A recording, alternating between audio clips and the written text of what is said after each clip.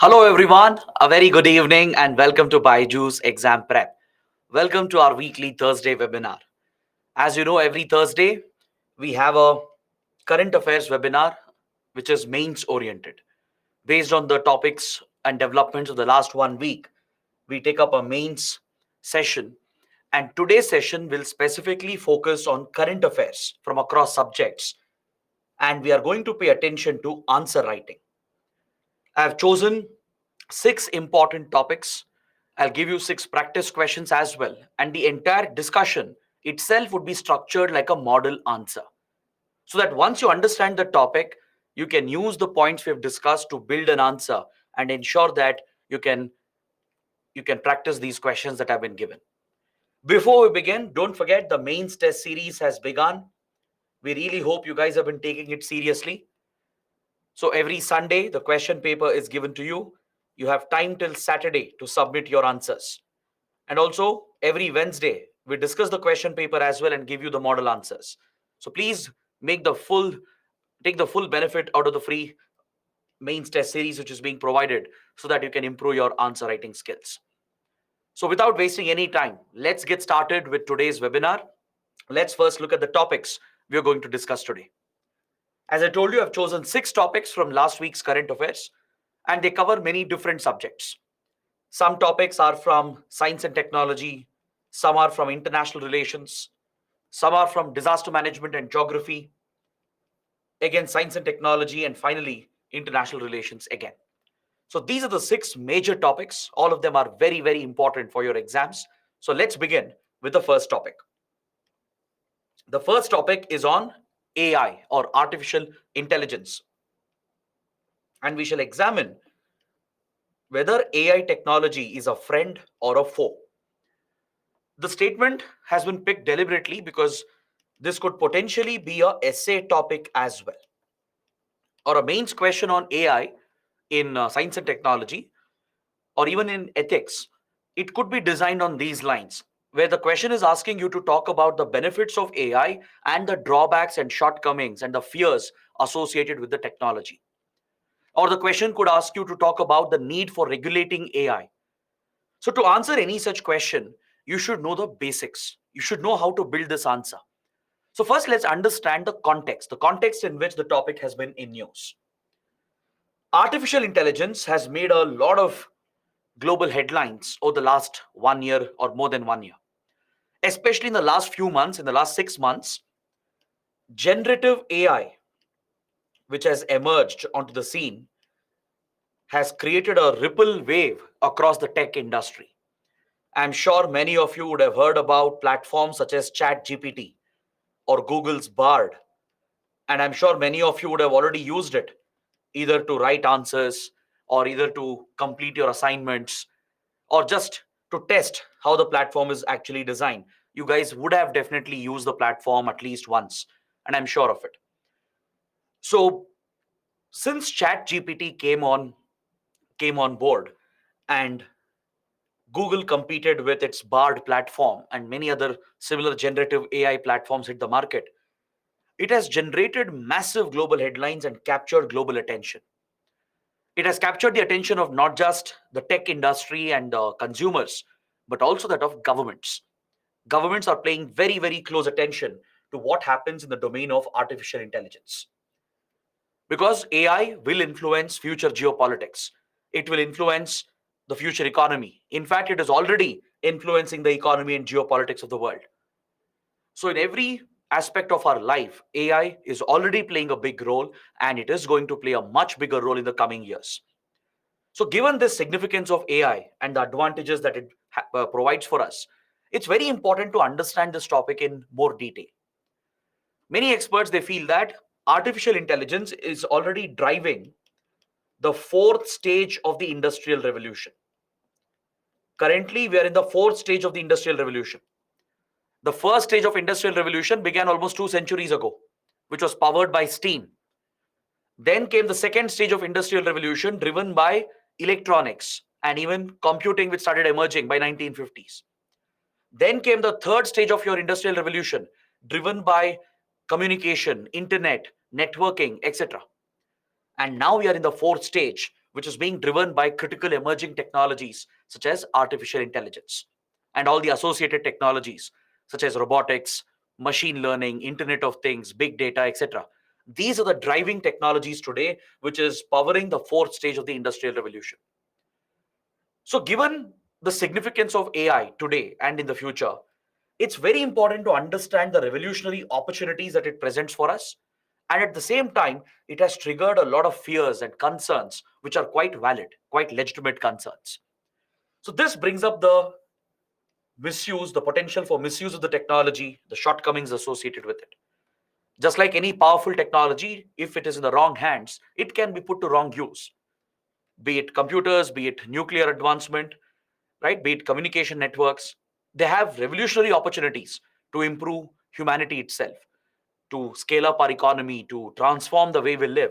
But the same technologies in the wrong hands have been misused. And the same holds good for AI. Any rapid advancement in technology, any revolutionary tech, it is both a boon and a bane. It is both a boon and a bane, or it is both a friend and a foe.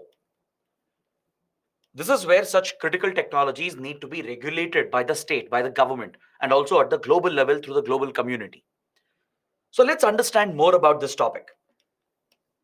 There needs to be a systematic evaluation of the shortcomings of AI, the fears associated with it, especially in the Indian context. We have to look at this from the Indian context, and even though doomsday predictions are pretty baseless, there are some genuine concerns and fears associated with the technology. So let's understand more about this. But first, I would like to give you the question. Take a look at the practice question. Based on this, I'll approach the topic and we'll discuss this topic in complete detail. The question says AI has been dominating the headlines for its triumphs and also due to fears associated with the technology. So that is a statement, an open statement which has been given, highlighting the benefits from AI and the fears and concerns associated with it. So, in this context, critically evaluate the need to regulate AI. That is the given question. So, how do you begin writing an answer for such a question? Since the question is asking you to talk about the opportunities given by AI and the fears and concerns associated with it, you have to begin by giving a basic explanation about what is AI. In the introduction, you can start out by explaining what is AI and also explain the context why AI technologies are dominating global headlines. The question is very specific. It's referring to recent headlines made by AI technologies. So it is referring to generative AI as well. So in the introduction and in the first part of your body, you have to explain what is AI, why AI technologies are in news, and go on to explain the advantages, the revolutionary opportunities they provide, along with the shortcomings and the fears associated with it. That is the first part of your answer. Then, in the second part of the answer, we look at this from an Indian context. Where does India stand in the world of AI? What benefits can we draw? What is our policy? Does the government have a policy in place for artificial intelligence? Right? That is something you can explain in the second part of your body. And then you conclude by talking about the fears and why regulation is necessary. Is that clear? That is how you approach answer writing. You need to have a logical flow of thought. You have to structure your answers according to the question that has been asked. Now, let's see this. Let's try and apply this concept that we discussed. Let's understand what is artificial intelligence. Artificial intelligence is essentially a computer program. It's an algorithm. You can call it a software. A better word would be to call it as an algorithm, which essentially makes your computers, your machines, to mimic almost human behavior, human actions, human functions, almost human level decision making can be mimicked by AI systems. Essentially, computers and machines running on AI algorithms, they are able to mimic human functioning and human level behavior and decision making to some extent. If not human emotions and if not complete cognitive thinking, at least to an extent, it can replicate human level decision making and it can be much more efficient than human beings. Machines, they don't tire out, right? Humans get tired, machines don't get tired. Humans make more errors. We are prone to errors, but machines, if they are well designed, they can be almost error free. in an ideal situation, machines can almost function in an error-free environment. So naturally, such machines driven by artificial intelligence, they present tremendous opportunities in the economy. Within the broad world of AI, there are many associated technologies. Within the large universal set of artificial intelligence, you have the subset of machine learning. Machine learning is a part of the world of AI. In machine learning, these algorithms are learning. The machine is learning. It is learning through the data which has been fed to it. It is learning from its own experience. As these algorithms are put to function, as they start operating in the real world, they draw the patterns, they identify the data sets, they identify the unique patterns. And through these patterns and data, these machine algorithms, they learn and become smarter day by day. They become more efficient day by day. Because these algorithms are built by feeding them large data sets. So data mining, data analysis is closely associated with artificial intelligence. These algorithms are designed to learn from the data which has been fed into it and also from the real world data which comes in once the algorithm starts functioning. So this domain is called machine learning, where the algorithm starts learning from the data and identifies patterns so that it can evolve the algorithm. The algorithm becomes smarter and more efficient day by day. So the more you use it, the better it becomes. And within this broad subset, we have a specialized domain called deep learning. Deep learning, which is a subset of artificial intelligence and machine learning, focuses on developing neural networks.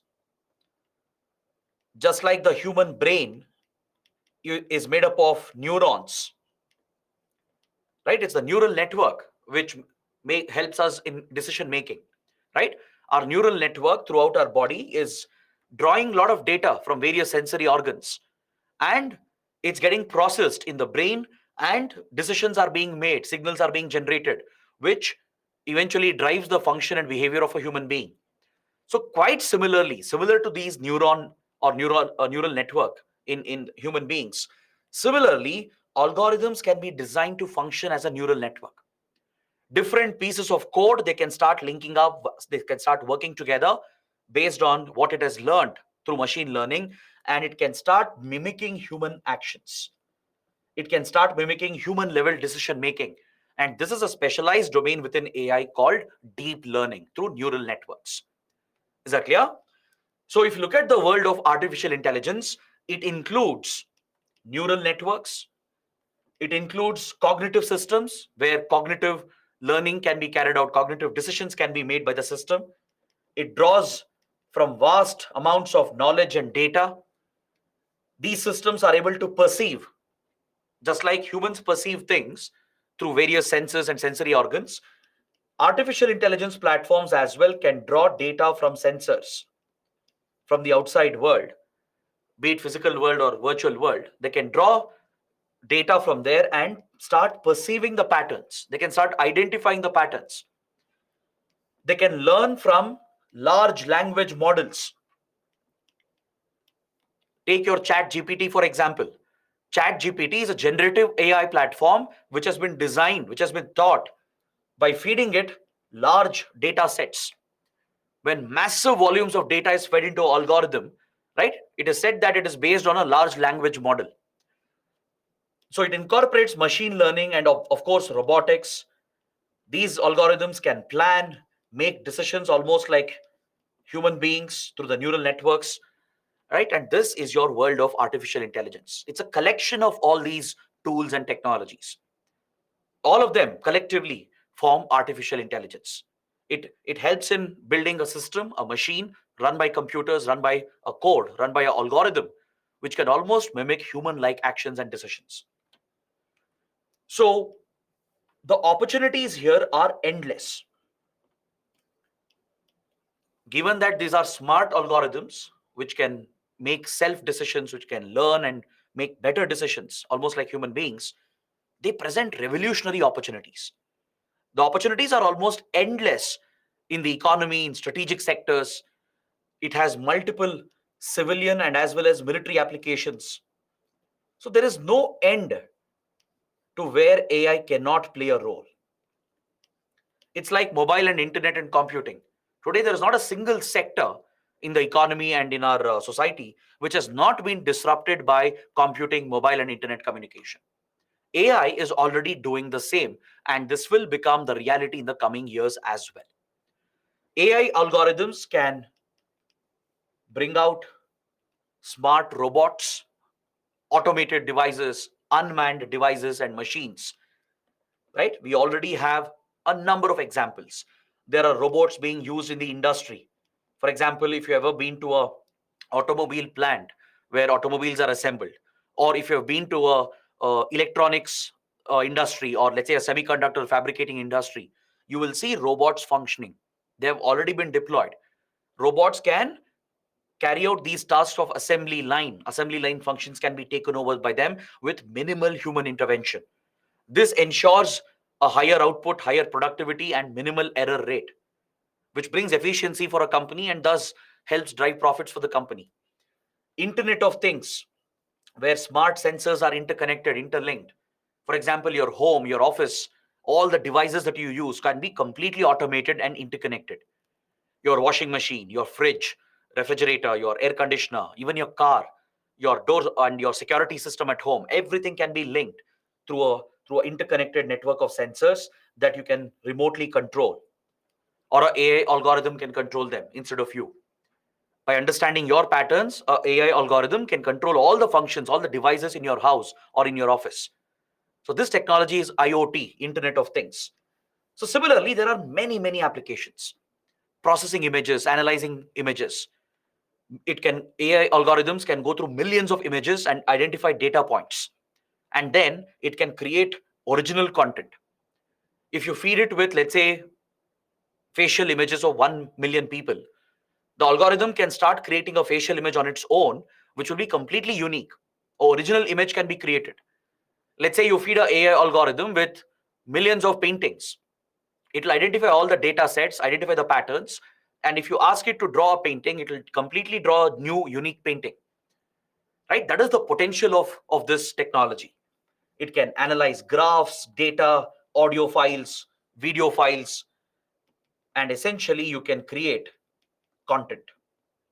They have the ability to generate content which is completely unique.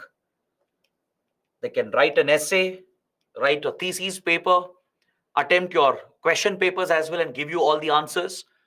So the possibilities are endless.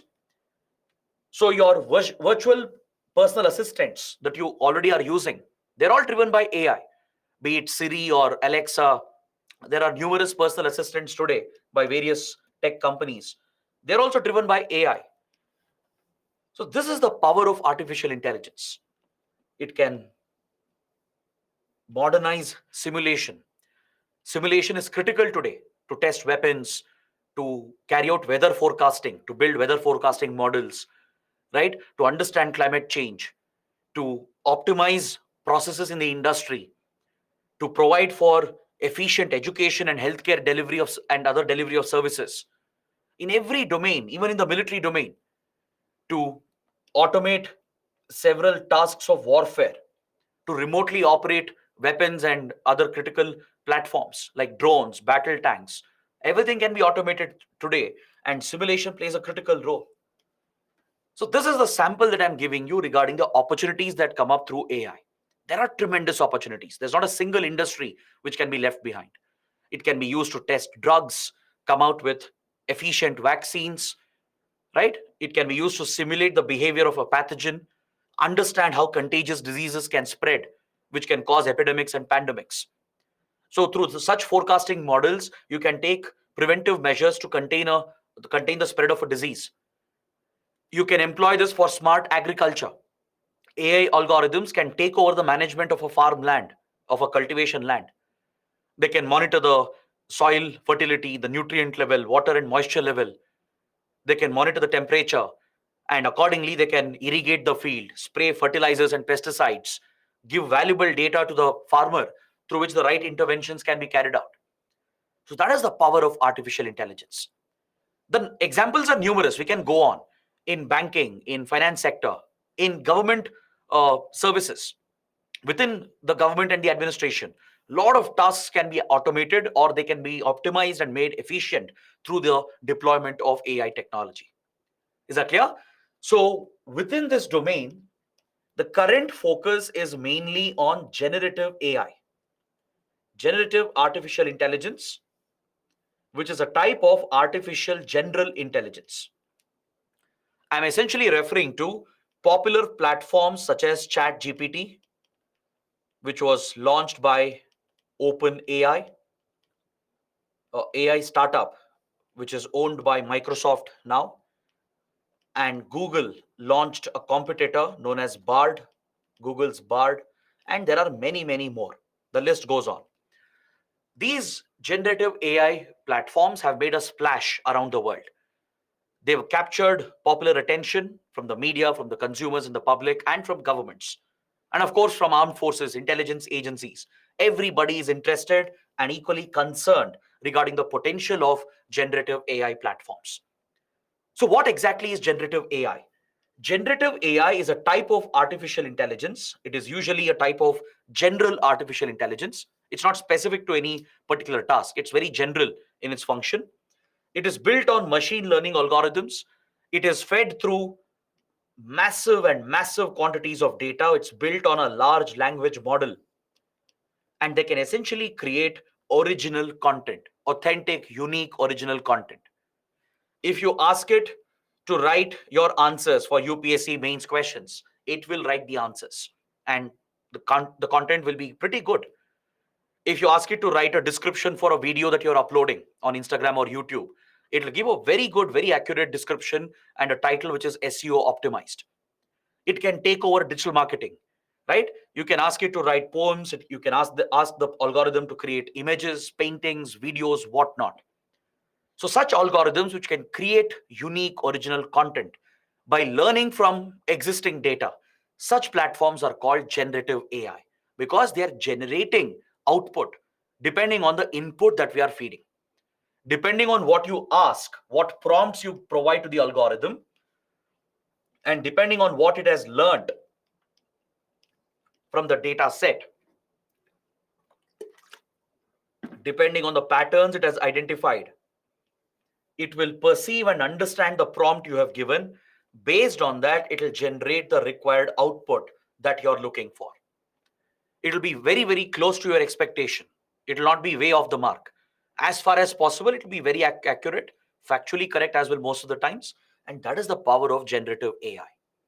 So today, there are many such platforms coming up, and they're all large language models. They're fed through massive databases. They're fed through trillions and trillions of uh, bytes of data. And the moment you give a prompt, let's say you ask it to write a description, write a essay, write a paragraph, or create a original thesis paper, anything, whatever the prompt is, whatever the algorithm is designed for, it will be able to deliver a very accurate output that you're expecting. As I told you, it can create paintings, it can create visuals, create a completely unique and original video, right? And it can help in animations, right? It can generate original images. So that is the possibility that exists with generative AI. All right. So the popular examples of generative AI include platforms like ChatGPT, which take text-based prompts from the user, and depending on what you're asking, it will provide a very genuine output. There are similar image-based AI, generative AI platforms. If you ask it to create an image of, let's say, a cat or a dog, let's say a cat which is in a forest, or a dog which is drinking water from a river, that is the prompt. If you give, it will generate a very accurate, very genuine looking image.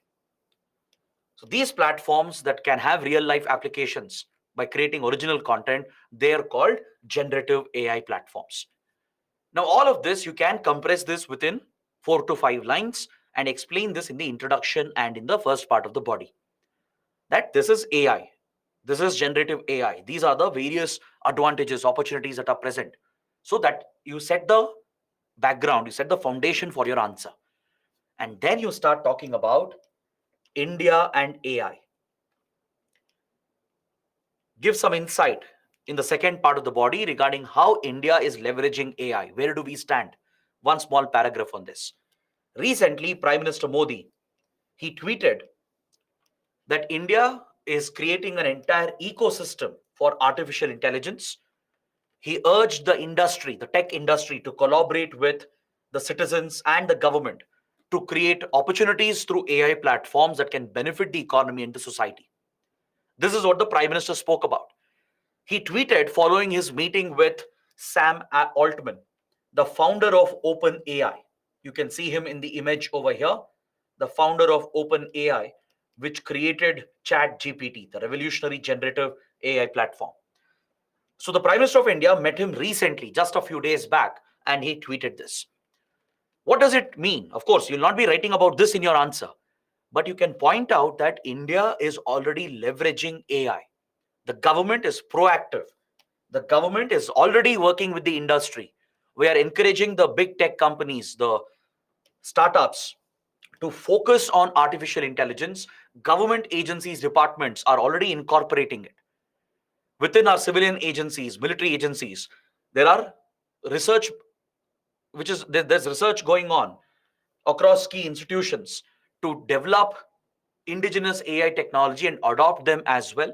And we are encouraging foreign participation as well. Our top institutions like IITs, Indian Institute of Science, triple ITs, they are leading these efforts along with the private sector. India does have a vibrant private sector. Several top companies are already involved in the business of artificial intelligence, right? This needs focus on research and development. Even military institutions, including DRDO, the armed forces, they are conducting their parallel research programs regarding how AI can revolutionize warfare. So India has definitely made a start. But compared to others, we are still behind the curve. Compared to global leaders like China, US, and Japan, and others, we are definitely a few steps behind. But we are definitely in the race. We are amongst the top 5, top 10 countries, which is one of the major competitors in the field of artificial intelligence. So, to create this ecosystem that the Prime Minister was talking about, the Niti Aayog has already brought out a national strategy. A few years back, the Niti Aayog brought out the National Strategy for Artificial Intelligence. You can mention this and point out how India is trying to harness the power of artificial intelligence in various fields. Through this national strategy, we are promoting research and development. We are encouraging both public and private sector to make investments so that India could also be a leader in the field of artificial intelligence. But our primary focus, India's primary objective, is to ensure that AI technology benefits the common man. This has always been India's vision with regard to any technology, be it satellites, be it our space research and space exploration through ISRO, be it our advances in computing, in internet, in communication. All these technologies were primarily employed by the government to make a transformation in the economy and the society so that the common man can benefit. We are not interested in fancy projects which will require millions and billions of dollars of investment. We are interested in those projects which has a genuine impact, a high impact on the society. It should help the poor people, the farmers, the industry. It should create jobs in India. That is India's priority. So India's objectives is very clear that AI should help in the societal needs. It should match the needs of the society, the genuine needs, such as healthcare, pharmaceuticals, vaccine research and development, education, agriculture, making our cities smarter through adoption of AI platforms, improving our infrastructure, adopting efficient mobility and transportation. This is where we are focusing upon as far as the civilian domain is concerned. With regard to civilian applications, matching the social needs is the priority of India and the priority of the national strategy for AI. In the military domain, of course, we are looking at improving intelligence gathering and surveillance. We are looking at automating our weapons and adopting AI in warfare to improve border security, to monitor the enemy and their activities, to automate weapons, to save the lives of our soldiers and replace them with machines and robots, right? To minimize the human cost.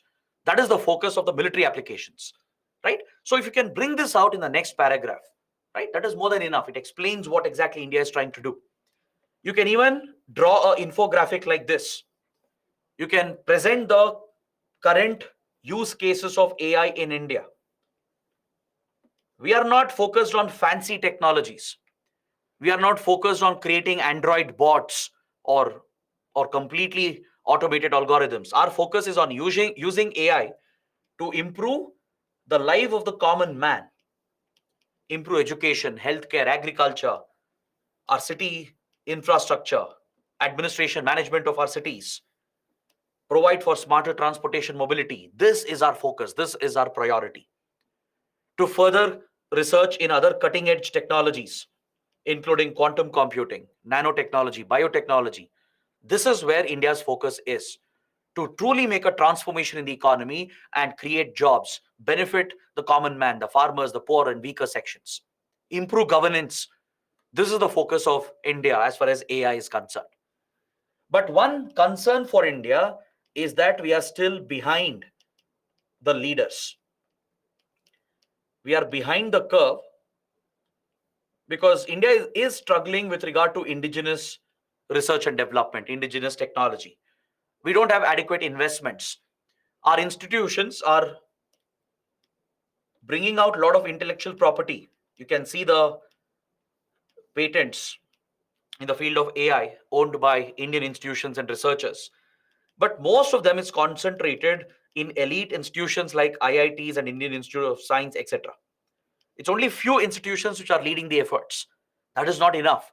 You can't rely on few elite institutions. You need to broad base this. You need to ensure that the private sector, especially startups, start really investing and focusing on this sector. Compared to global leaders like China, US, Japan, and European powers, we are definitely a little behind the curve. So India has to catch up. That is something you need to highlight. You can't just paint a positive picture. You need to show the ground reality as well. Then you come to the last part of the discussion where you talk about the fears, the concerns associated with it. Recently, there have been some alarming developments in the field of AI. The godfather of AI, Geoffrey Hinton. I don't know if you guys have heard about him. He was one of the top researchers at Google. He recently quit the company. He's considered as the pioneer of AI at Google. He has worked in the AI domain for years and years.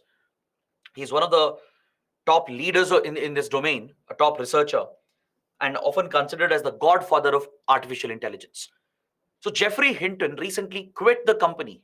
He quit Google, where he had worked for years in working these machine learning algorithms, and he expressed concern. He said, I'm quitting because I'm concerned about what we have developed. He openly said, I'm regretting contributing to this field because it is getting dangerous. It's getting to a point where AI can become so powerful that in the wrong hands, it can disrupt society and humanity itself. Of course, we are not talking about the rise of the machines. We are not talking about stuff of science fiction, right? Although we are not ruling it out, those fears are largely baseless. It's not a real threat or a near term threat. A more likely threat is the technology falling in the wrong hands, in the hands of a dictator, in the hands of a terrorist group, in the hands of vested interests who could misuse the platforms to twist the society, the economy, and trigger wars, destabilize countries, bring down democracies. This is very much possible and quite easy as well with the emergence of artificial intelligence. So Geoffrey Hinton was pointing towards this. He is concerned about what he himself has created and developed, and he has expressed his regret. If he was part of the company, he couldn't speak about it openly. So he quit Google so that he can freely speak about the dangers of AI. Similarly, several industry leaders, top industry leaders, including Elon Musk and many others, they came out and wrote an open letter calling for a moratorium on further research and development in the field of generative AI. They warned about the risks and dangers associated with unchecked development in AI, and they wrote an open letter urging all the companies, the whole tech industry, to put a stop, a temporary stop on further development and advances in the field of AI. They're really worried about how the technology can be easily misused if it's in the wrong hands. Some of you might have heard about deep fakes. A deep fake could be a audio or a image or even a video file which looks to be very, very authentic, very genuine and legitimate. But the fact is that it is entirely fake. It is entirely created by a AI algorithm. For example, you might see a video of, let's say, Prime Minister Modi or US President Biden or Russian President Putin delivering a speech. The video looks very authentic, very genuine. It looks like the leader, the mannerisms, the way they speak, everything is absolutely real, very accurate. The background, everything looks real, right? It's very, very hard to the naked eye to point out whether it's a fake or not. Even the voice tone, the modulation is exactly the same of that particular individual. All right. And the only thing is that it is not genuine. It is completely fake, created by an algorithm. The Let's say Prime Minister Modi would have never spoken about this. He would have never delivered such a speech. But a speech can be created. A video can be created which looks as if Prime Minister Modi himself is delivering a speech. Now imagine if a wrong message is spread by creating such deep fakes in the names of popular personalities, government leaders, celebrities. If fake videos are created through AI algorithms, which looks absolutely genuine, it's almost impossible to identify it through the naked eye. So you can imagine the consequences. It can lead to riots, it can lead to a civil war-like situation, it can be used to disrupt elections, bring down governments. Essentially, human civilization, the advances we have made, can be set back by decades and centuries if AI is used as a weapon. If it is in the wrong hands and misused, it can have very serious consequences. That is the prime concern. Along with that, AI has other problems, which I'm going to discuss very soon. So, given these fears, these concerns associated with AI, several top leaders, industry leaders have expressed concern, and they themselves have called for a temporary halt to further research in AI. They've been urging governments to immediately come out with legislation to regulate AI and implement policies through which harmful AI technologies can be curbed and completely eliminated. So, this brings us to the question of regulating AI. The last part of your answer. Should we regulate? Why? Why regulation is necessary? Regulation is absolutely necessary because of the three possible ways in which AI can be used to create problems. One possibility is, of course, the rise of superhuman AI intelligence, the rise of the machines, the stuff of science fiction, which you would have seen in the movies, the stuff of Matrix, Terminator, and stuff like that, right? Or even Avengers for that matter. So you have seen these ultra human like algorithms which can literally take over machines, subdue humans, keep humans under control, and essentially take over the world. This is stuff of science fiction. Of course, it's a remote possibility, but it's a highly unlikely scenario. These fears are largely baseless. You can rule it out as well because there are enough checks and balances in the system to prevent such a scenario from coming up. All right. So you can rule out the first fear and concern. This is not a near term threat. It's not a genuine threat as well. It's more of the stuff of science fiction. Although the remote possibility exists, it's not something that we should be very worried or concerned about. The real concern is about the other two possibilities. One possibility is a powerful AI algorithm falling in wrong hands.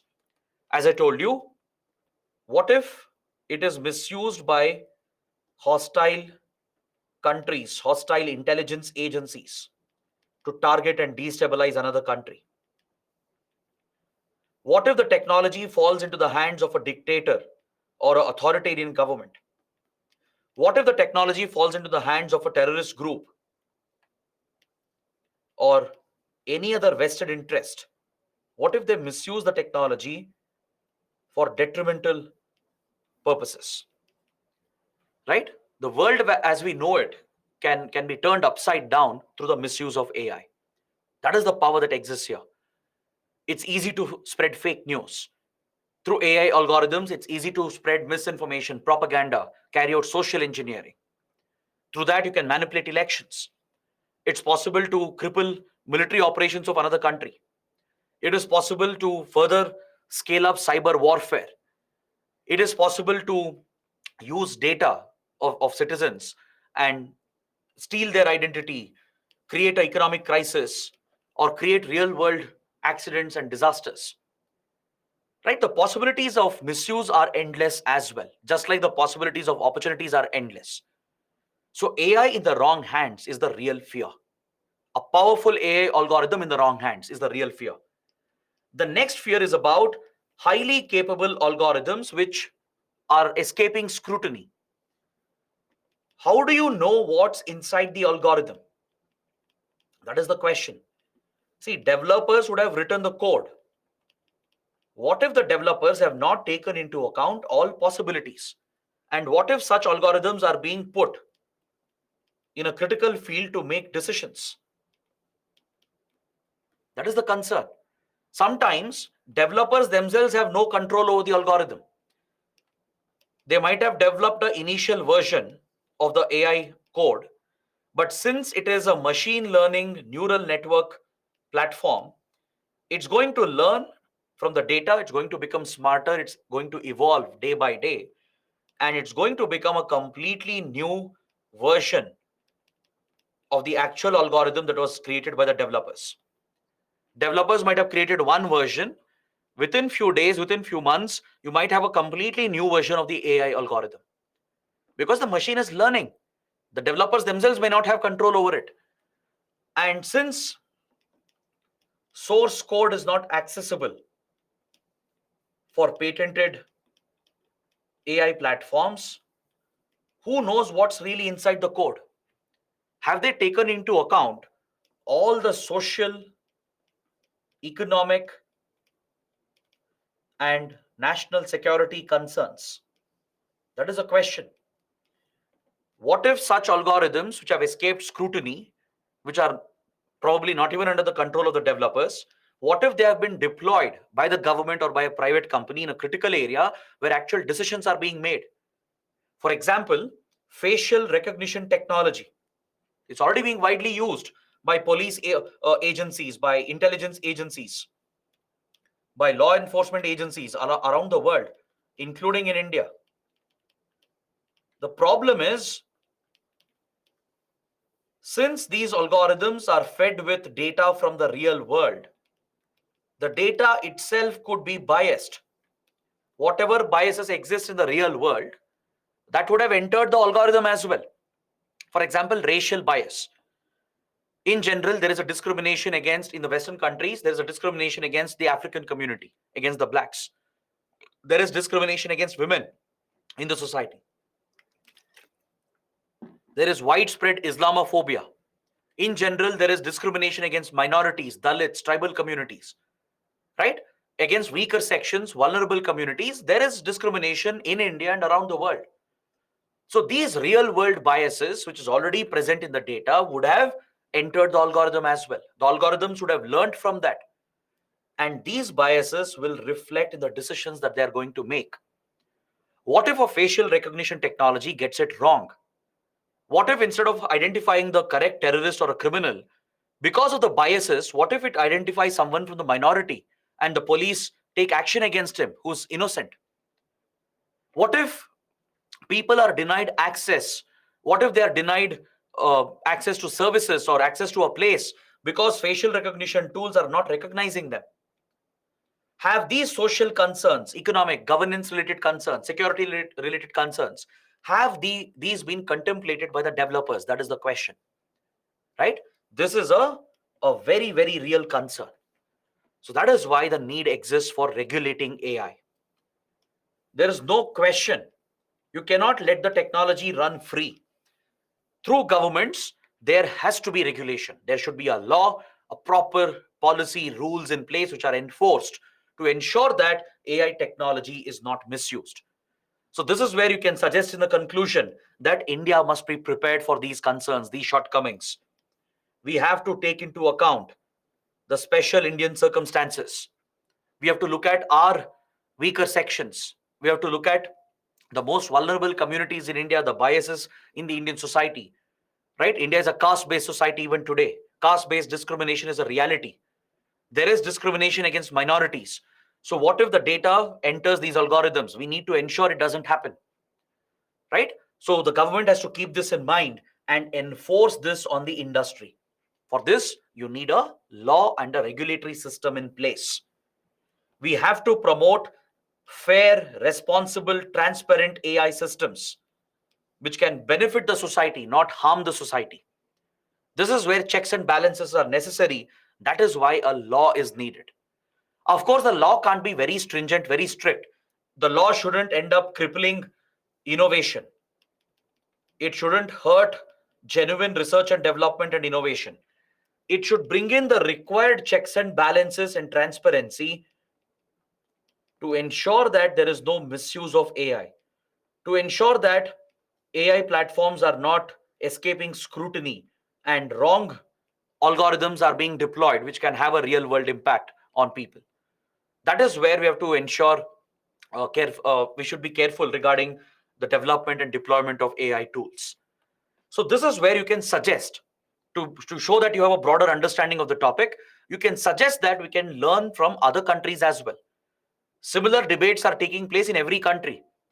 So we can learn from their experience, what they are thinking, how they are trying to regulate. We can draw lessons from there and customize it to the Indian context. So the best suggestion here would be the proposed Artificial Intelligence Act by the European Union.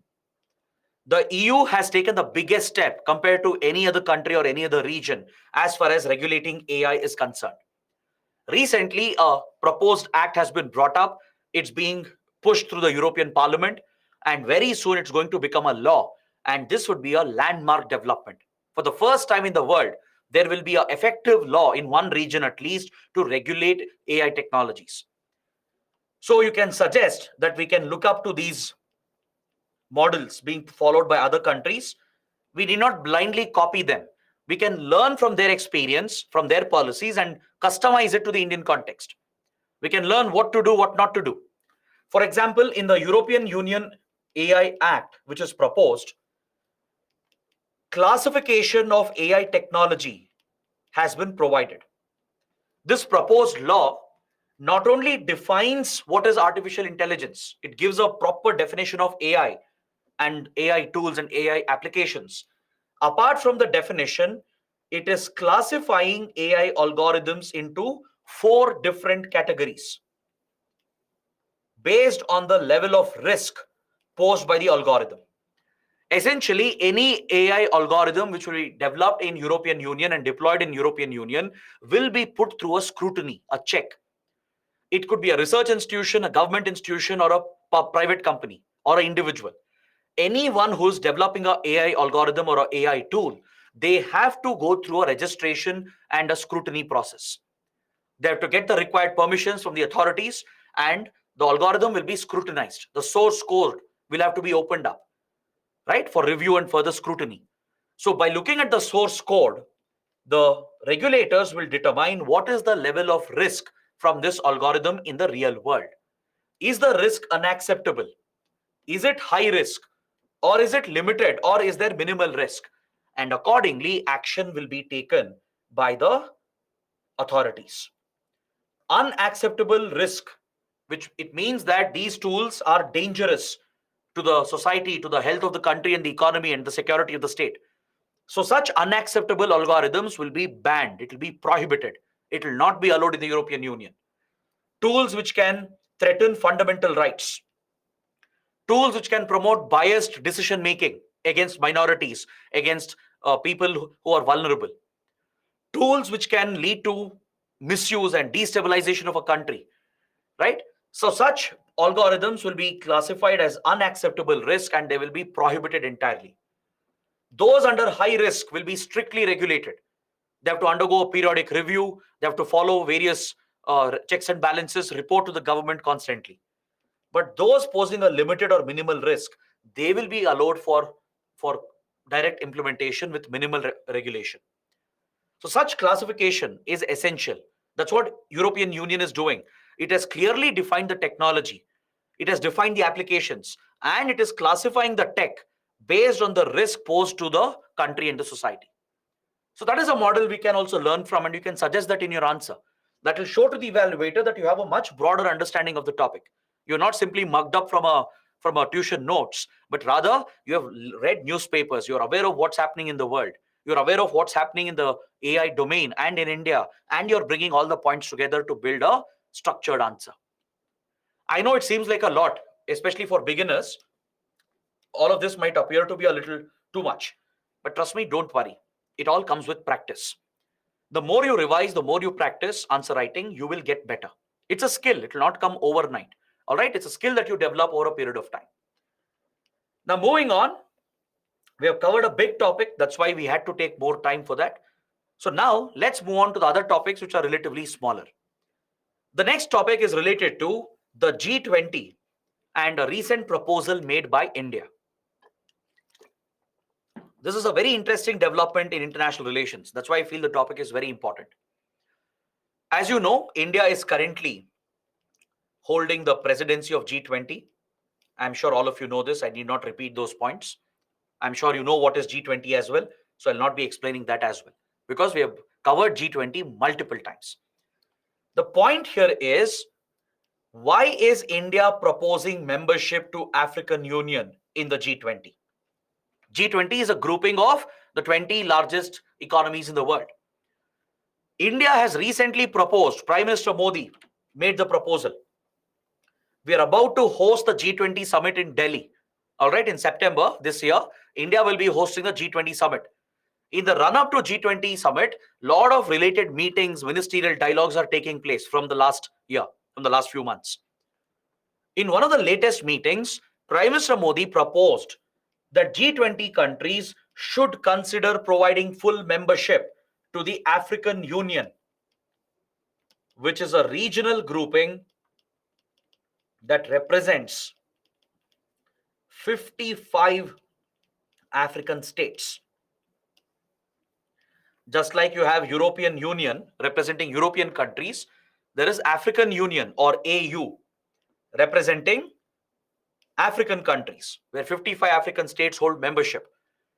India has started prioritizing its ties with Africa. We work closely with the African Union. So as part of this outreach, as part of promoting the interests of the South-South countries, India has proposed this transformative idea. It's a revolutionary proposal from India that Africa has no representation, adequate representation at G20.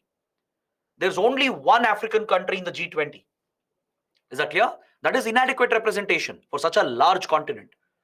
So India has taken the lead as the presidency of G20 to propose the name of African Union for a membership at G20, which means membership could increase to 21. Is that clear? Regional groups can be included. It's not just countries. In fact, if you look at G20's membership, there are only 19 countries. The 20th member is European Union, which is a regional grouping. So it's based on that India has suggested Africa should also be represented. It deserves a representation, and AU is the right representative to represent Africa. And that is a proposal that India has made. All right. So this is seen as a very bold diplomatic step by India to provide voice to the African countries, to provide leadership to South-South countries and South-South diplomacy. Is that clear? Now I'm going to ask you two questions. Let's see how many of you can answer. Which is that African country which is a member of G20? Can you tell me in the comments? Which African country is the only member in G20? Very good. Many of you are getting it right. The correct answer is South Africa. South Africa is currently the only member from Africa. All right. How can such a large continent be left out? How can such a large continent have just one country as a representative? That's India's point. Right? So with African Union, we are proposing the name of this group to represent Africa. Second question. Do you know what is South-South diplomacy or South-South cooperation? Those of you who have attended the IR classes will know about it. Okay, let me explain. In international relations, in geopolitics, when I say North and South, It doesn't refer to the directions. It does not refer to north and south direction. The term north or global north in the field of geopolitics and international relations refers to the developed countries of the world. US, European countries, Australia, Japan, right? These are the developed nations, the advanced economies of the world. They are called as the global north. When you say global north, it's a reference to all the developed, advanced, industrialized countries of the world. Global south is the opposite. Global south refers to all the developing countries and the poor, underdeveloped countries. All the small countries, island states, developing nations like India, Bangladesh, small countries like Maldives, Sri Lanka, all these developing, underdeveloped countries, they fall under the category of global south. So when we say South-South cooperation or South-South diplomacy, it means that two or more developing, underdeveloped countries are collaborating, working together. Now, if India collaborates with Bangladesh, Sri Lanka, and few Pacific Island countries and starts an initiative, that is an example of South-South cooperation. If India works with African countries and starts an initiative, that is an example of South-South diplomacy. Because India being a South country, African countries being South countries, we are working together with a common goal. And usually it is to counter the global North, to counter the developed countries. Generally, there is a divide between developed nations and developing, underdeveloped countries. So leaders like India, they give voice, they give representation and leadership to all the other small countries which don't have a voice. And we try to stand up collectively against the developed North. This is something you witness in geopolitics. So that is where the term South-South diplomacy comes from. All right. So first, look at the question. Please take a look. Then I'll explain how you can approach answer writing. India has proposed G20 membership for African Union. That is a statement. So in this context, examine India's growing engagement with African Union and how its G20 membership could create more opportunities to take forward the relationship. Very simple, very straightforward question.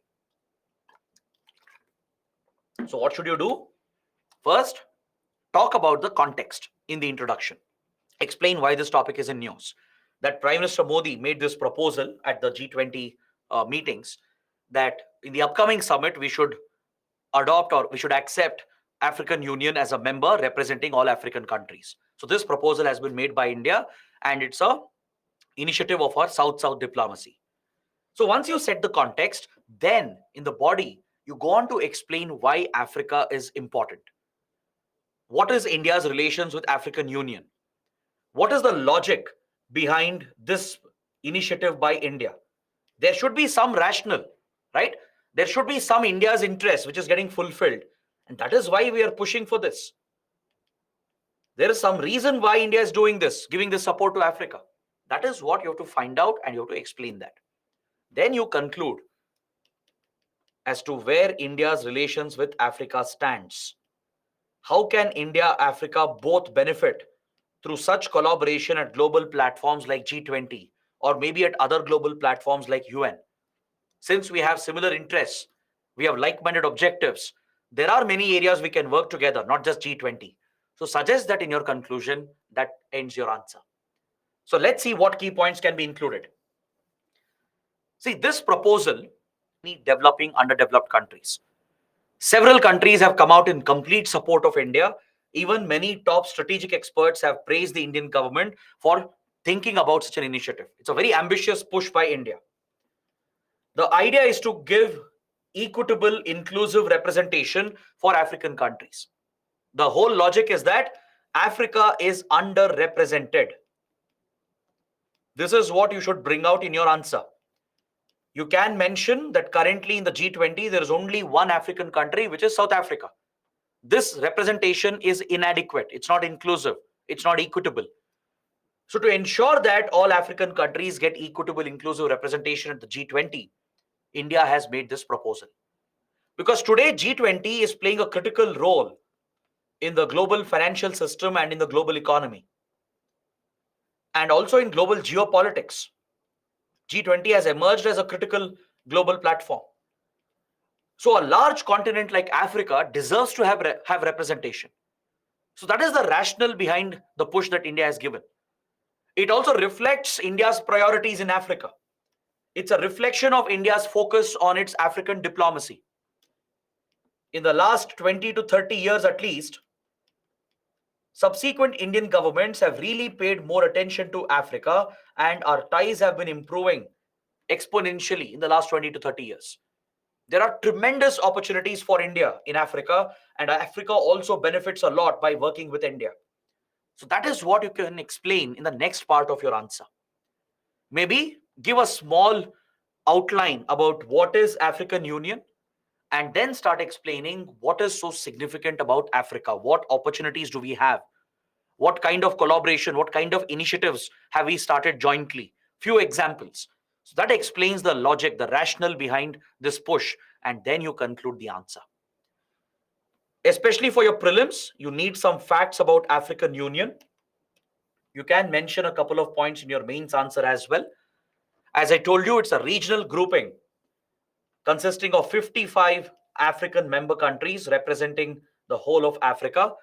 It was launched in 2001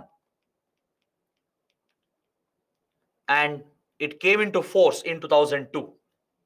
The decision to establish African Union was finally taken in 2001 and established in the year 2002.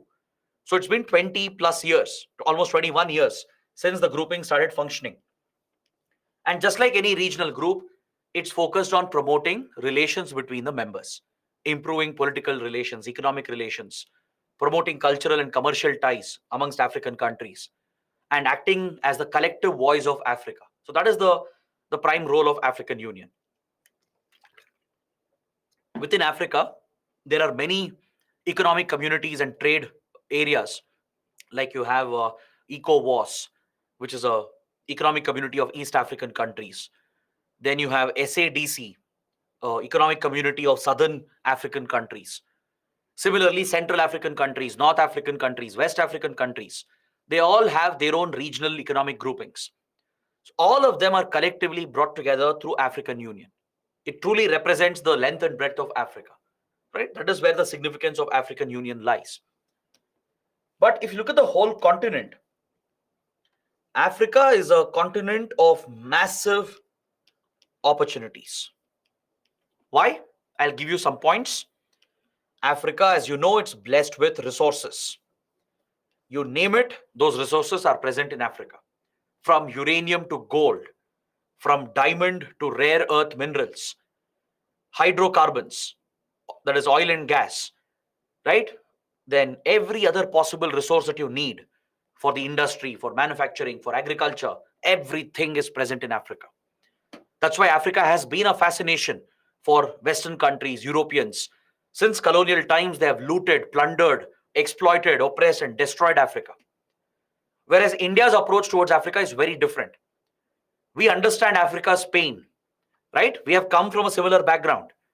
India has been abused, exploited by colonial powers, looted of its wealth, just like African countries were looted. So that is something we share in common. We have a shared history and tradition and culture. We have suffered the horrors of colonial rule. And after India became independent, we actually helped many African countries in decolonization. We actually sponsored and promoted the independence movements of many African countries to throw out European colonial rulers. That is where our close relations begin. All right? In fact, we have a deep rooted cultural relationship that dates back to ancient times, coming all the way till post independence times. You need to mention this. We have been separated by the Indian Ocean, but our people, our cultures have not been separated.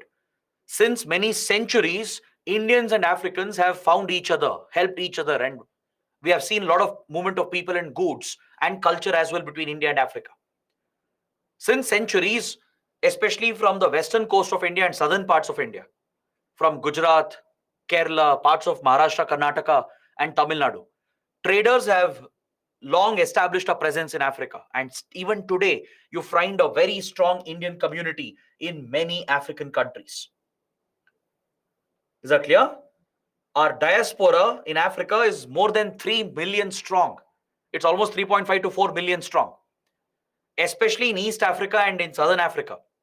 You go to countries like Tanzania, Kenya, South Africa, Nigeria, Ethiopia, and in many other countries, there's a very, very strong Indian community. Even in poor West African countries, North African countries, even in some conflict hit countries, you have Indian traders, Indian businessmen, Indian community which has settled centuries ago. Many of them went as traders and merchants. You go to Tanzania today, you might have heard about Zanzibar. You will find Gujarati traders, Hindu traders in a Muslim country. That's an age old connection. There is communal harmony between them. They are Africans, they speak Swahili, but they retain their Indian connection, their Indian link. So there is that strong cultural bond, historical civilizational bond that exists. Many were transported here by the British as laborers. As part of the indentured labor system, many Indians were dumped in Africa to work for colonial enterprises. So that is a link you can explain and point out the strong cultural link, the diaspora links that we have. Then, of course, it's the resources. And we are not trying to exploit African resources in a selfish manner. We are not selfish. We are not like China or Western countries which look for one sided relationships. We are providing mutually beneficial relationships to African countries. We have truly prioritized our African diplomacy in the last few decades. Selfish diplomacy is not in India's blood. We focus on mutually beneficial partnerships. We have given a lot of investments to African countries. We have given them concessional loans through line of credit. We have taken up many key projects. The Indian government and many Indian private companies are playing a critical role in the African economy. Is that clear? For example, Africa's healthcare is entirely dependent on Indian drugs, Indian hospitals, Indian doctors. Is that clear? Many big hospital chains of India, like Apollo, for example, Fortis, then Agarwal Eye Hospitals, the Sankar Narayana hospitals. There are many popular chains in India, hospital chains. They all have a big presence in Africa. They all get a lot of patients from Africa as well. Medical tourism is very huge because Africa is being very backward. It doesn't have good quality healthcare, right? Education is another domain. Thousands of African students come to India every year to study in Indian colleges, universities. There are many African students and they're very friendly people, right? Representing the close bonds between India and Africa. So there are numerous connections in the IT domain, in telecommunication. Indian companies are playing a critical role. Indian companies like Wipro, TCS, Infosys, Bharti Airtel, Jio, they all have a big presence in Africa. Automobile firms like Bajaj, TVS, right? The list goes on, Ashoka Leyland. They all have a big market in Africa and India is a very, very big player, right? We play a key role in their economy. There are many key infrastructure projects we are executing. We are providing concessional funding, promoting and protecting their key sectors like education, healthcare, etc. There is a very important project called Pan-African E-Network Project, which was a brainchild, an idea suggested by APJ Abdul Kalam. When Abdul Kalam was the president, he had suggested the Pan-African E-Network Project. And this dream was realized by Ministry of External Affairs and ISRO. Through this project, we are providing telemedicine, tele-education across African countries through ISRO satellites and through our telecommunication networks. Since we have a number of communication satellites in orbit through which you can provide remote healthcare and remote education, right? We have connected African countries with our satellites and linked our hospitals, our top colleges and universities with African institutions. So African patients can consult with top Indian hospitals and doctors through telemedicine facilities created by India. We have laid the OFC cable across all African countries. We have set up the satellite receiving terminals to receive the data and to set up the link. African students can remotely attend classes in top Indian institutions. So such a great service has been done by India, and this is not charity, it's a mutually beneficial partnership. We are investing in the country. We are interested in jointly exploring the resources to the mutual benefit of both the sides. So that is the partnership that you have to bring out. And when you're talking about this, you need to explain India's ties with African Union. India launched the India-Africa Forum Summit, which was a landmark initiative of former Prime Minister Manmohan Singh. It was the brainchild of Prime Minister Manmohan Singh. The India-Africa Forum Summit, or IAFS. This summit has been held 3 times. In 2008, that's when it was launched. Then in 2011, and the latest one in 2015.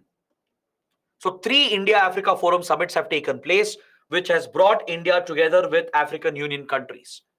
We have collaborated with each other, taken up joint initiatives. We have promised more investments and funding and loans. So truly, India's African diplomacy is very active. And this clearly explains why we have proposed the name of African Union for G20 membership. Is that clear? The other point you have to add is that at the start of the year, we hosted the Voice of the Global South Summit. As part of our G20 presidency, we brought many developing, poor and underdeveloped countries together. And in January 2023, India hosted the Voice of Global South Summit. It was inaugurated by Prime Minister Modi. So this initiative is in line with our vision to emerge as a leader of the Global South and ensure that a close partner like Africa has representation at key global platforms like G20. That's why we are pushing for the membership. All right? And there could be another angle. There could be a quid pro quo, a reciprocity. If India can help African Union to get G20 membership, in return, all African countries can back India's permanent membership to UN Security Council. We can pocket all the 55 votes with the support of African Union and ensure that UN Security Council is reformed to open up permanent membership for India as well. So there could be a quid pro quo arrangement, a give and take arrangement. This could also be a motivation. So if you can bring out all these points and finally explain that the decision is left to all the G20 members. One country cannot decide this. If a new member has to be admitted, every other member has to approve, because decisions of G20 is based on consensus. All the 20 members have to vote and approve the admission of a new member. Only then a new member can be admitted. So we have to wait and watch whether this initiative of India will give results. All right. But if you're able to bring out this in your answer through your proper introduction, a body talking about India-Africa relations, why African Union is important, the rationale behind India's approach, and conclude on these lines, it is more than enough. All right. I hope you guys have understood the entire topic.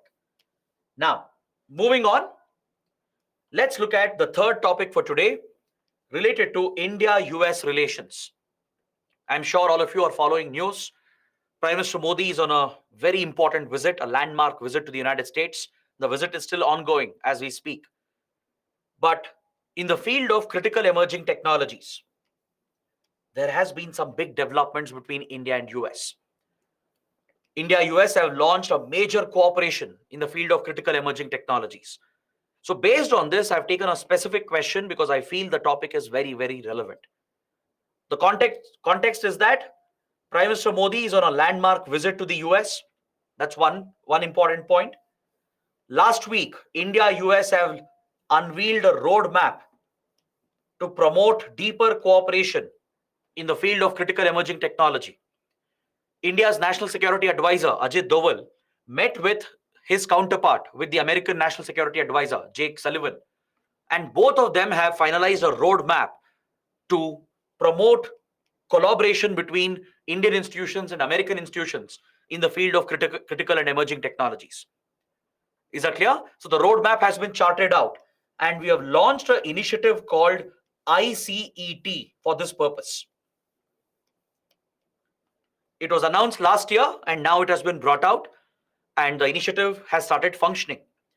So because of all these developments, UPSC might focus just on the technology cooperation between India and US. A question could look like this. What is the India-US initiative on future tech or critical emerging technologies. Will the Initiative on Critical Emerging Technologies, or ICET, will it get a boost during Modi's visit to the US, based on the latest visit of the Prime Minister? So you should know about the collaboration that we have started. What exactly is this ICET initiative? You have to talk about how India and US have already built a strategic partnership. In the introduction, before you start talking about ICET, before you start talking about technology cooperation, two lines in general about India US relations. You can explain how since 2001, India US have become strategic partners. Two of the world's largest and most stable democracies, like-minded democracies, have come together to build a strategic partnership. Today, we not only have close economic and cultural ties, we also have very close military and defense relations. So that is something you can explain in the first couple of lines in the introduction, and then mention that critical emerging technologies is a focus area today. What do you mean by critical emerging technologies? It includes what we studied in the first topic. It includes artificial intelligence, robotics, machine learning, technologies related to 5G, 6G communication, Internet of Things, big data. Of course, cloud computing also falls under it. All the latest advances in cloud computing, cybersecurity, even advances in the field of space and military technology that employs these emerging technologies. All these technologies having civilian and military application fall under the category of critical emerging technologies. So in this domain, India, US have launched a new initiative called ICET. The background to this is that it was proposed last year during last year's Quad Summit, which was held in Japan. Prime Minister Modi met with Biden, US President Biden, and they announced a dedicated initiative last year which will focus on critical emerging technology cooperation between the two sides. This initiative was launched this year. It was officially launched in January 2023. And the main focus here is to drive a strategic partnership between the two countries, especially in the field of defense, employing critical emerging technologies for defense cooperation and other commercial economic benefits. That is the whole focus of the two countries. They are focusing on all the emerging technologies which are driving fourth stage of industrial revolution. This also includes quantum computing, semiconductor fabrication, and advanced forms of telecommunication which are emerging. All these critical emerging areas are getting covered through this collaboration between India and US. Is that clear? So in the body, you can explain the background and explain the key focus areas of this initiative. The initiative is focused on building a trust-based partnership between the two countries so that they can become trusted technology partners of each other and build resilient supply chains to reduce dependency on hostile countries such as China, which currently dominates the field of critical emerging technologies. China is already a global leader in the field of critical emerging technologies, be it artificial intelligence, semiconductor fabrication, etc. China is already a global leader. China controls most of the global supply chains, even with regard to critical emerging technologies. So India, US are focusing on this initiative to ensure that they create or build parallel supply chains, resilient supply chains, which are not dependent on the Chinese economy, not dependent on Chinese companies and Chinese manufacturing. So that is one purpose. The goal is to promote joint production, joint design, joint development, bring the private sector together, bring public sector and even the governments, including military and civilian agencies, so that there is all-round collaboration between Indian and American institutions, private companies, including startups, the tech startups of India, public sector organizations working in these domains, and any government entity, be it military or civilian. So they will collaborate with their American counterparts to focus on joint design, joint production, joint development of critical emerging technologies. It will bring governments, businesses, and academic institutions together. Top American universities, research institutions will collaborate with Indian colleges, universities, and research institutions. American tech companies will collaborate with Indian companies and Indian startups. And the two government agencies and institutions will also collaborate under this platform. They will focus on key areas such as artificial intelligence. They are setting up a research agency partnership to jointly collaborate in the field of AI. This is a major achievement. They are developing a defense industrial cooperation so that we can develop military technologies together jointly. It's not just US selling a defense technology to India. Together, they will develop a new technology and they will jointly produce and develop the technology. They are coming out with common standards for AI, including regulatory standards. They are focused on creating a bridge to connect the defense startups of India and US, an innovation bridge where Indian startups can link up with American startups working in the defense domain. Indian researchers can tie up with American researchers through this innovation bridge. We are trying to create a semiconductor ecosystem to boost semiconductor fabrication. US has promised support for the human spaceflight program as well, the Gaganyaan mission of India. Today, US also is trying to go back to space and place astronauts and reach the moon and even beyond. You would have heard about the Artemis mission. US is planning to head back to the moon and deploy astronauts in orbit and on the lunar surface. We also have a human spaceflight program coming up through ISRO, the Gaganyaan mission.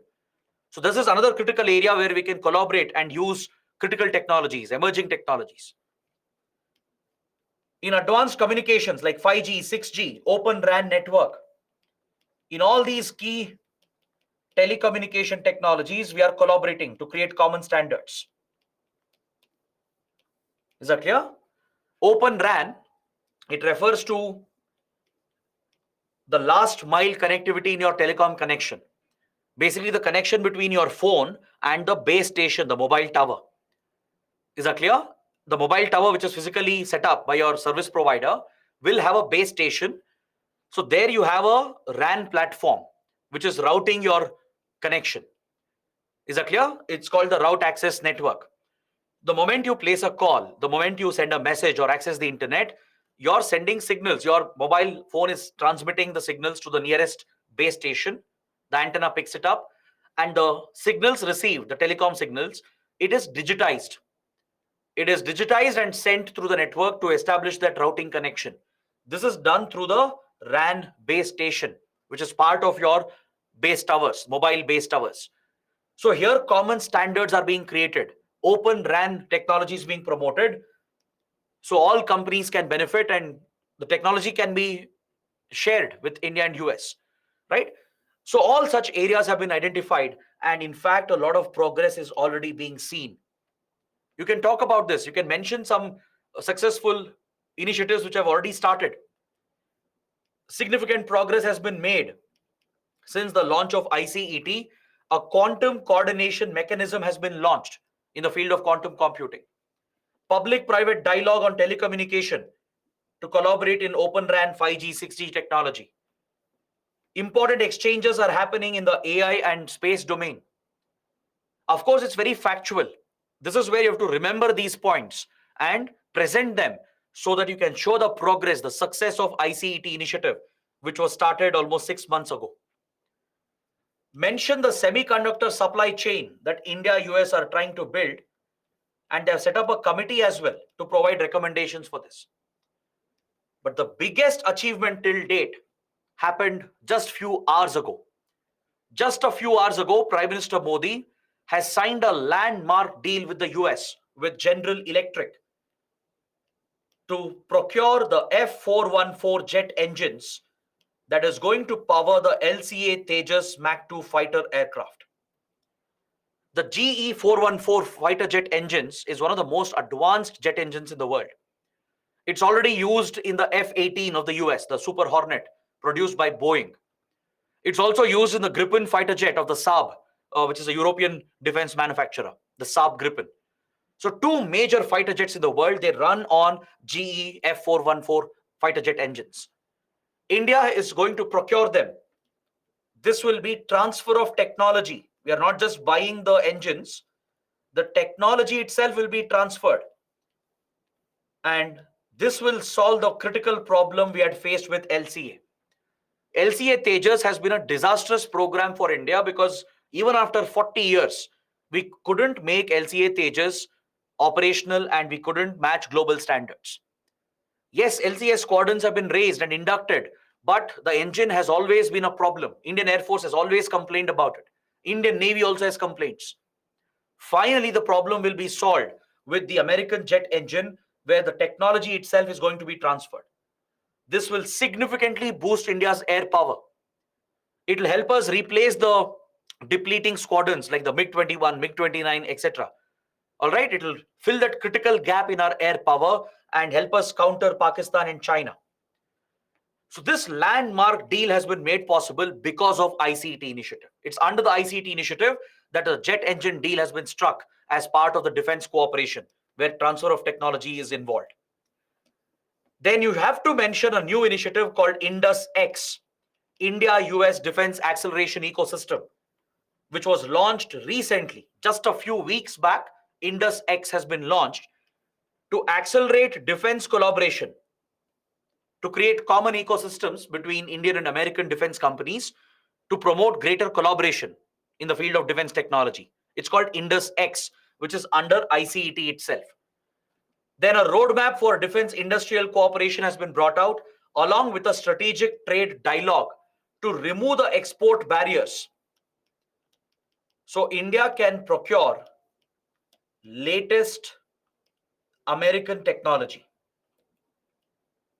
Previously, there were few trade barriers that restricted American critical exports to India. These barriers are being removed under the strategic trade dialogue, thus making India open to access American critical technology. We can readily export them and start deploying them in our market. So by bringing out these examples, these initiatives, you can easily explain how India, US are collaborating in the critical emerging technology domain. You can explain the recent achievements. And that is exactly what the question is asking for. All right. So that explains the answer. Please monitor the PM's visit to US. There could be a few more developments today and tomorrow. Make a note and add them to these discussions. Got it? Next, question number 4. It is related to Cyclone Biparjoy, as it represents a new trend as far as Indian Ocean cyclones are concerned. So the topic is from disaster management and geography. So let's understand the context. Let's look at the question and see how we can build an answer to it. The context, I'm sure all of you know that India was hit by a very severe cyclonic storm named as Cyclone Biparjoy. It originated in the Arabian Sea, which is quite rare, as you can see here in this forecast that was provided by IMD, the India Meteorological Department, which is responsible for forecasting cyclones, tropical cyclones in the northern Indian Ocean. The entire northern Indian Ocean, that includes Arabian Sea and Bay of Bengal, is under the jurisdiction of IMD. IMD is the lead institution for providing early warning and forecasting services.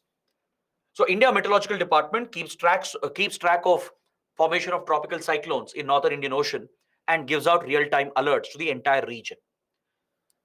Due to its advanced technology and forecasting models, it can accurately detect and track and predict the path of a cyclone, where exactly it will head, where exactly it will make landfall.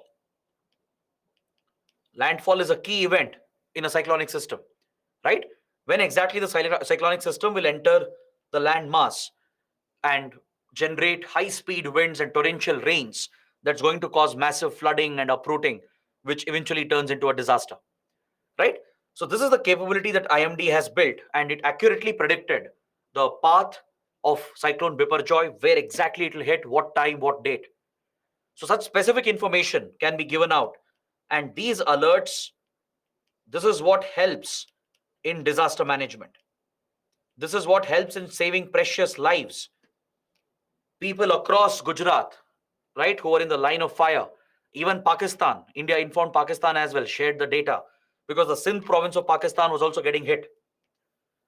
So, in real time, alerts and warnings were given, and we had a window of easy 4 to 5 days to prepare. And authorities, the disaster management authorities and civilian administration, they evacuated all the people, enforced very strict lockdowns, and managed to save thousands and thousands of lives. The death count has been very minimal, very negligible, right? But Biparjoy did cause a lot of damage. It has damaged property, infrastructure. It is definitely a major disaster, and it is a rare cyclonic event in the Arabian Sea. See, first of all, in the Arabian Sea, generally, number of cyclones that form is very less. Even if they form, they don't usually become very strong and very intense. Even if they become strong, they don't usually strike India. They usually recurve to strike Oman or Iran or Pakistan. That is the usual trend that we had seen in the past decades. But this trend is currently changing right in front of us. In the last 10-15 years, we are noticing major changes in the northern Indian Ocean. The cyclonic activity, the very pattern of cyclonic activity is undergoing a major change as we speak. And that is what the question is focusing upon. Is that clear? Before looking at the question, let me point out this was indeed an extraordinary storm because usually in Arabian Sea, you don't see cyclonic activity in the month of June. It happens before monsoons. Maybe between April to May, some cyclonic formation, creation of a low depression is quite common in the Arabian Sea. That's a historic trend. But in the last few years, we are seeing a trend where once the monsoon begins or when it is about to begin, in the early part of June, a major cyclone is forming, which intensifies into a major severe cyclonic system, which has the potential to cause damage to India and other countries in the region. So the point is, why is this happening? What's the reason behind it? Historically, Arabian Sea is known for such devastating cyclones. It is Bay of Bengal, which is the most affected. So what's really happening? What is causing the change? That is something we should understand. The question says, Cyclone Biparjoy, which recently originated in Arabian Sea, is seen as part of a new trend in Indian Ocean cyclones. Discuss. The question could be both a geography question or disaster management question as well. So what you should do is that don't waste your time in explaining what is a cyclone, how cyclone forms, how are cyclones named. I'm sure all of you know that information. Don't dump that because the question is not asking about that. Go back to the question. Is the question asking you to explain what is a cyclone? Is it asking you to explain how a cyclone forms? Right? There is a mechanic involved. There is a dynamic process involved in the formation of a cyclone. It's not asking you to explain that. It's not asking you how the cyclone has been named Biparjoy. Right? All this information is not necessary here. It's only asking that we are seeing a new trend in Indian Ocean cyclones. What is it? Cyclone Biparjoy represented that new trend. What is the trend? Why is it happening? That is what you should explain. That is where you should focus upon. So directly begin by talking about cyclones in northern Indian Ocean. Northern Indian Ocean definitely witnesses a lot of cyclonic activity, and especially Bay of Bengal has been traditionally vulnerable. Based on historical data and experience, we can say that in the last few centuries and decades, it is Bay of Bengal which was the most prone, not Arabian Sea. In terms of number of cyclones and also the intensity, both frequency and intensity, Bay of Bengal was much more prone than Arabian Sea. I'm not saying Arabian Sea did not see any cyclones. Even in Arabian Sea, cyclonic activity has been noted. Few major cyclones have formed in the past as well, causing devastation. But it was less. The number of cyclones were less and the intensity was also less. Now what we are witnessing is a complete reversal. In Bay of Bengal, you're actually seeing a decrease in the number of cyclones. Compared to previous years, in the last few years in Northern Indian Ocean, number of cyclones have gone down. The decline is mainly happening in Bay of Bengal, but in Arabian Sea, you're witnessing an increase. The frequency has gone up, the intensity also is going up. Clear? Now, To understand this and explain this, you should know the reason. Earlier, why Bay of Bengal was prone? Why was Bay of Bengal the hub of tropical cyclones in North Indian Ocean? Every year before monsoon, in the middle of monsoon and after the monsoons as well, Tamil Nadu, Puducherry, Andhra Pradesh, Odisha, West Bengal, even Bangladesh and Myanmar, even Thailand, they have been devastated by multiple cyclones in Bay of Bengal. Just a few weeks back, we had Cyclone Mocha that devastated Bangladesh and Myanmar. We have seen many such cyclones hitting Odisha, Tamil Nadu, etc., the east coast. This was the most vulnerable. There were more cyclones forming in Bay of Bengal with greater intensity because there are some reasons. According to data, Bay of Bengal was witnessing 5 times more cyclones than Arabian Sea. You can present this data. Bay of Bengal cyclones were seen to be more stronger and deadlier, another key point. And the reason behind this was that the temperature difference. The temperature difference was playing a critical role. Bay of Bengal was generally warmer than Arabian Sea due to several factors. Bay of Bengal receives more rainfall compared to Arabian Sea, especially during the monsoon season. This affects the sea surface temperature and humidity levels. And also, the east flowing rivers of India, they bring a lot of fresh water from the Indian subcontinent, and all of it drains into Bay of Bengal, especially the Ganga, Brahmaputra basins, the Kaveri, Krishna, Godavari, Mahanadi, all the major rivers in India, most of them are east flowing. They all drain into Bay of Bengal. As a result, there is a constant mixing of fresh, warm water with cold, saline water. When this mixing happens, the warm water will not completely mix. It is impossible for a complete mixing. Because of the difference in temperature and difference in salinity, the warm fresh water will not completely mix with the saline cold water. Saline cold water settles below because of its greater density, whereas the warm fresh water remains on top. Because throughout the year, there is more rainfall and constant flow from the east flowing rivers of India and Bangladesh.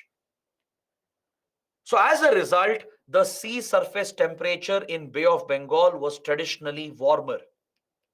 And I hope you know, this is where the knowledge of cyclone formation comes in. The only point you need is for a cyclone to form, of course, you need a depression system, which is caused by pressure difference between high and low pressure zones. Along with the pressure difference, which is needed for a depression to form, what you need is constant fuel. Cyclone is like an engine. It's like an engine which has to be fed with a fuel. And what is the fuel? Can anyone guess?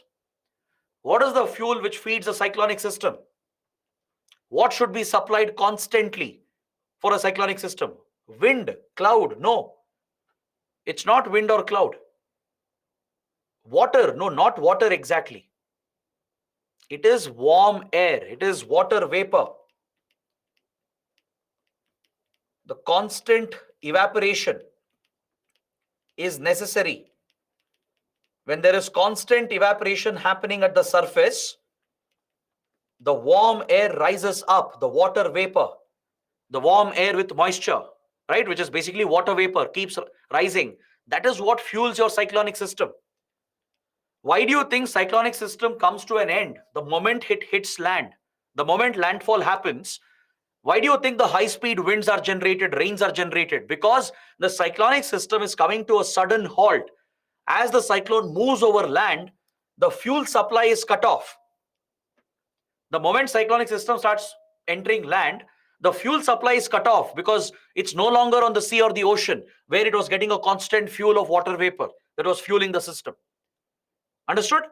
So warmer the water, greater the rate of evaporation.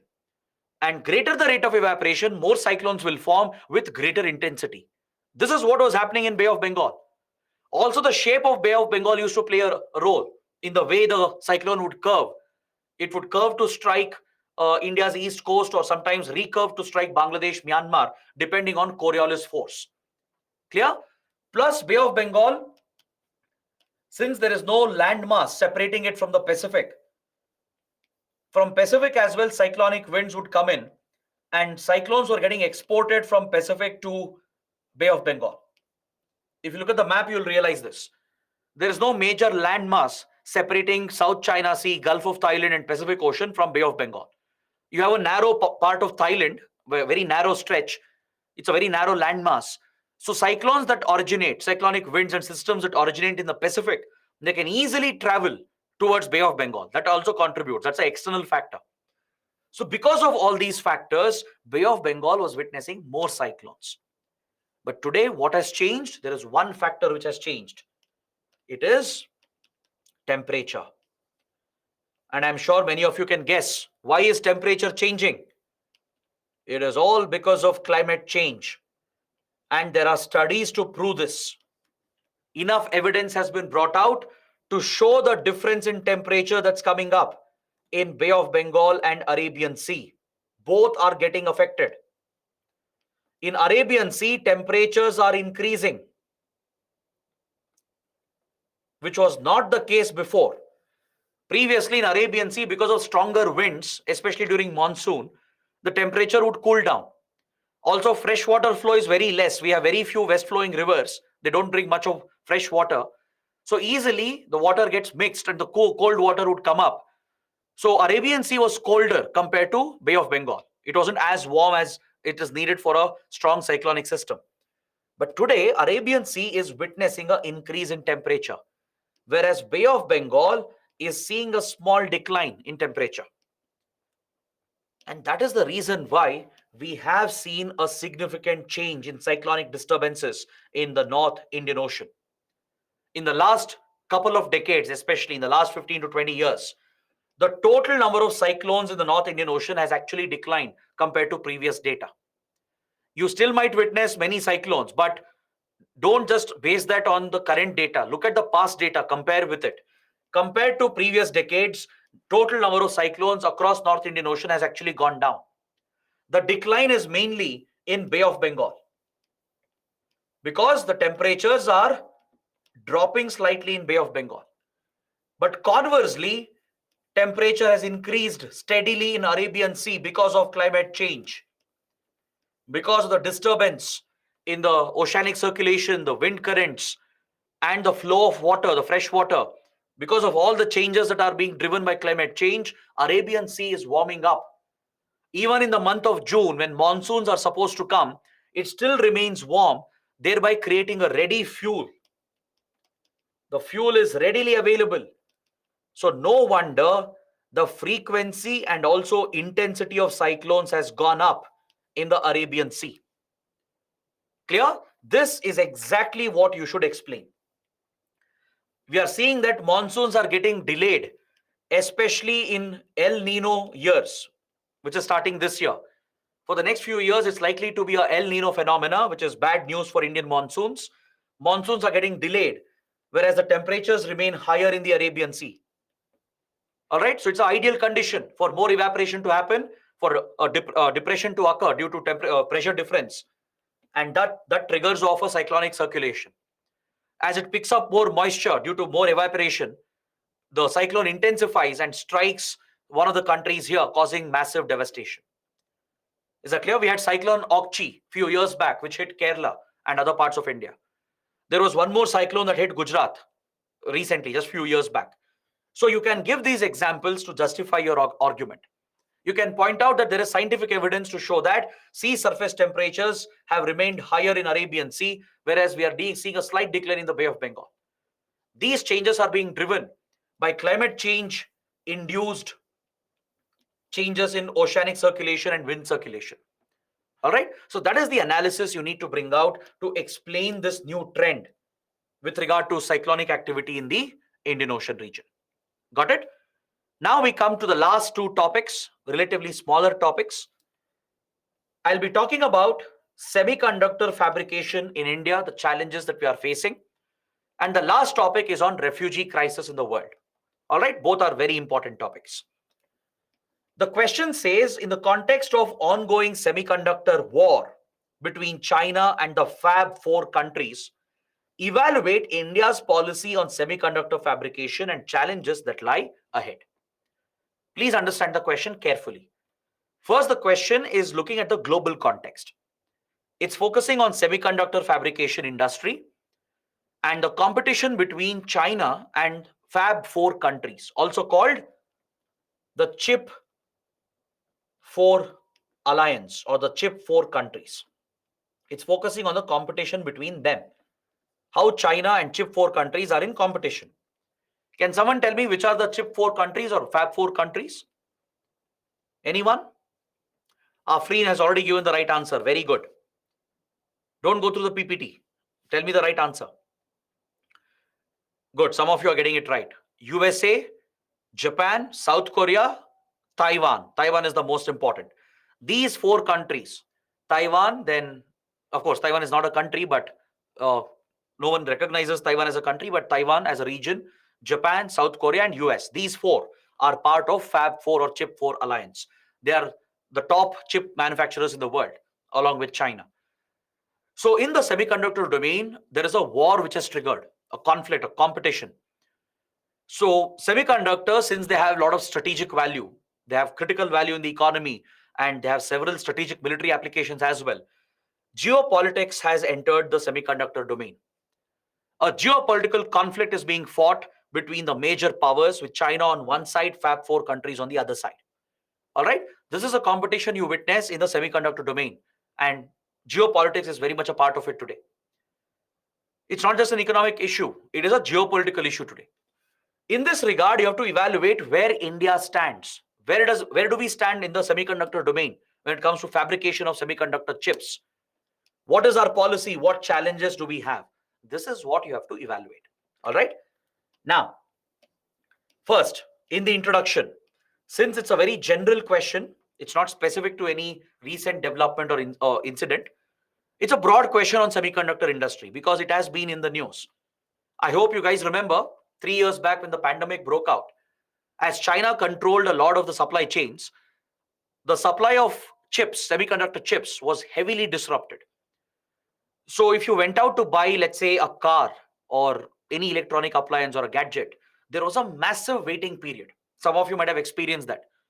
Especially in the automobile sector, if you booked a car, waiting period was 12 months, 18 months. The waiting period was massive because automobile manufacturers did not have enough chips. Similarly, across the electronics industry, laptops, mobile phones, everything, every appliance, the prices shot up. Delays were more.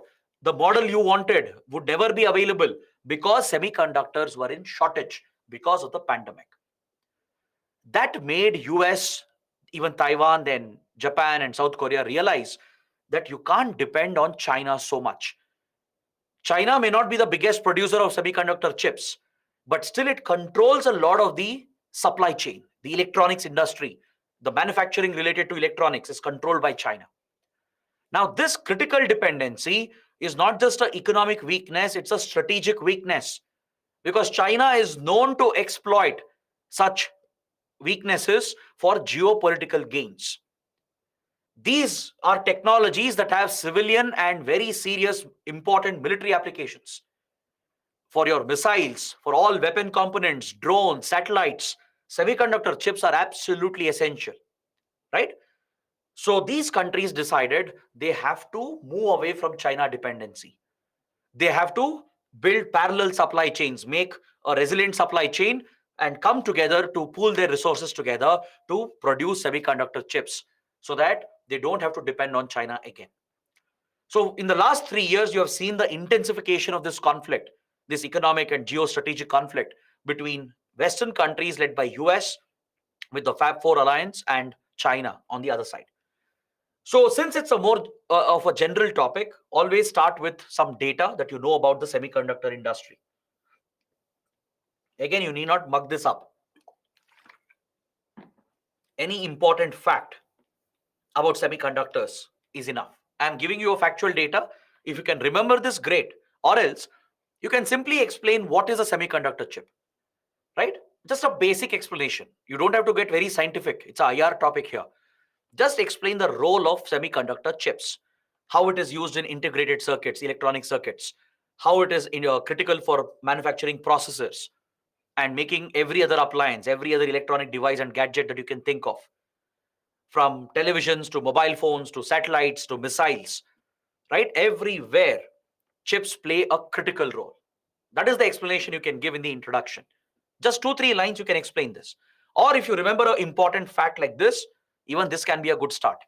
Currently, semiconductor fabrication industry is 500 to 600 billion dollars worth, and it caters to a $3 trillion electronic industry. That is the massive size of this economy.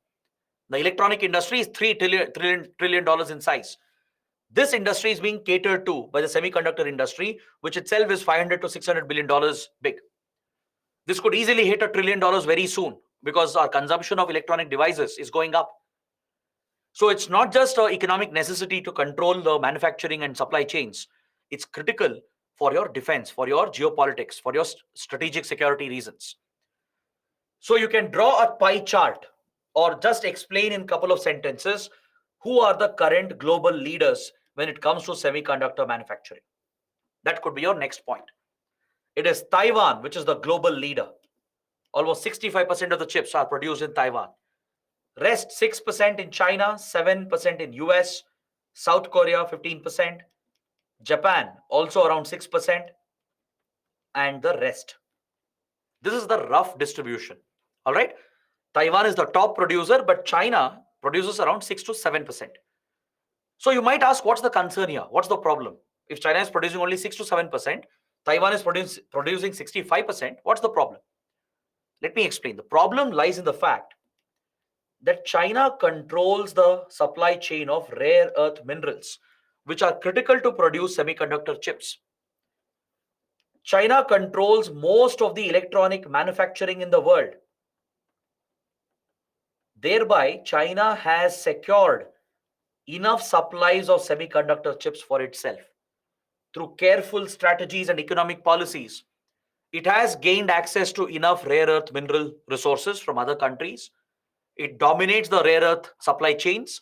It dominates the electronic manufacturing industry as well, as most of the big electronic manufacturers are based out of China. Now, China has leveraged this to control the entire electronic supply chain, including semiconductor supply chain. Even though it is not the biggest producer of chips, it still has a disproportionate control. US saw this impact firsthand when the COVID-19 pandemic broke out. When China went into a lockdown, every supply chain got disrupted, including the supply of chips. And American companies and companies around the world got hit. Electronic companies, tech companies, mobile manufacturers, automobile sector, power sector, every sector took a critical hit because of the disruption in Chinese dominated supply chains.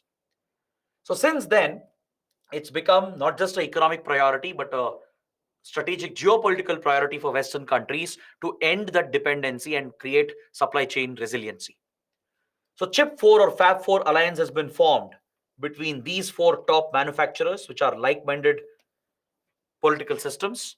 They control almost 70% of the global semiconductor industry.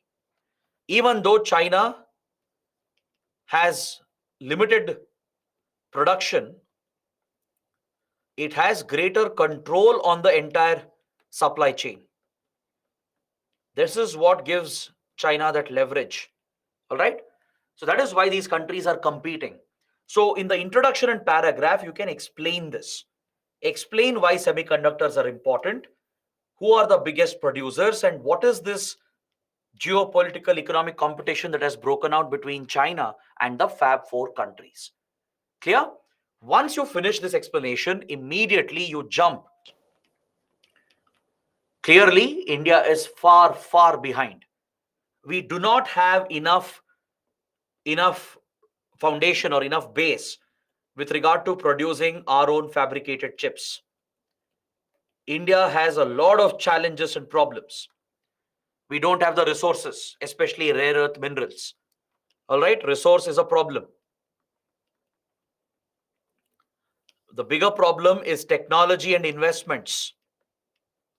Both in public and private sector, we don't have enough investments being made, enough indigenous technology being produced in India.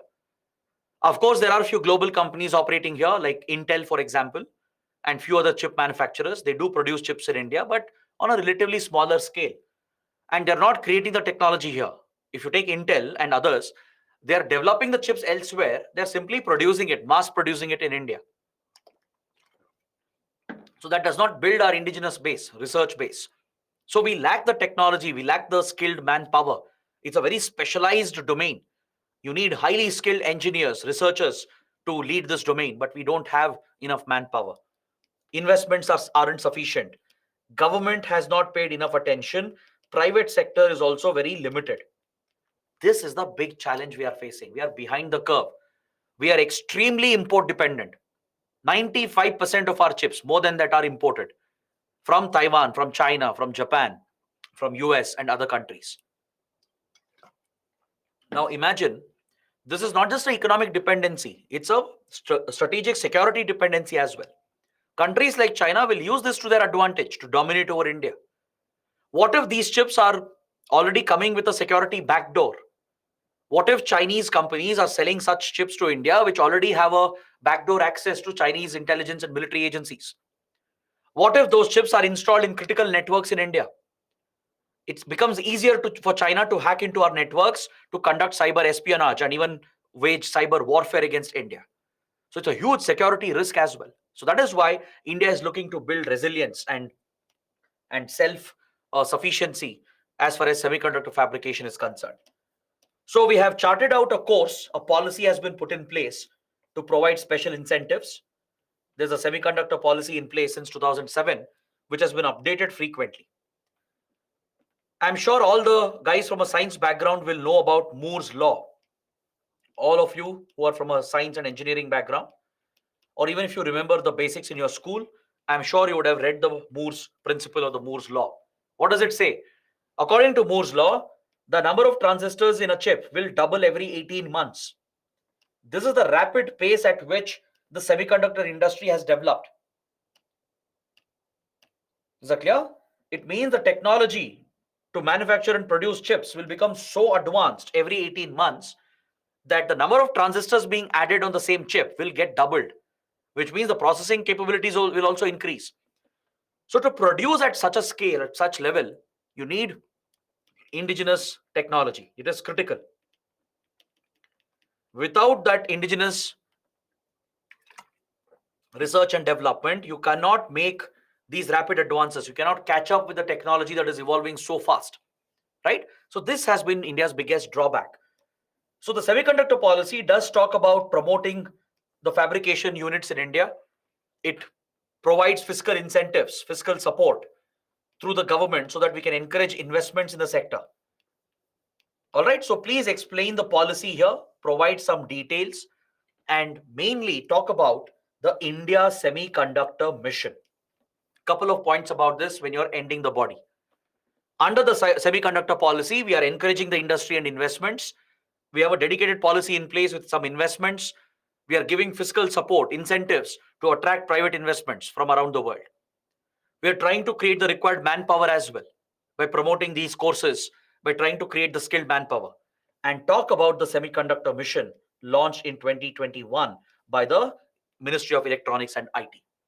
76,000 crore budget has been set aside to create a sustainable semiconductor ecosystem, to give financial support to private semiconductor fabrication companies, to make India also a hub of semiconductor fabrication. It may not happen immediately, not in the short term or medium term, but in the long term, maybe 10, 15 years, 20 years down the line, India would also like to become a major semiconductor hub. It's a critical technology. And there is a geopolitical conflict going on here, right?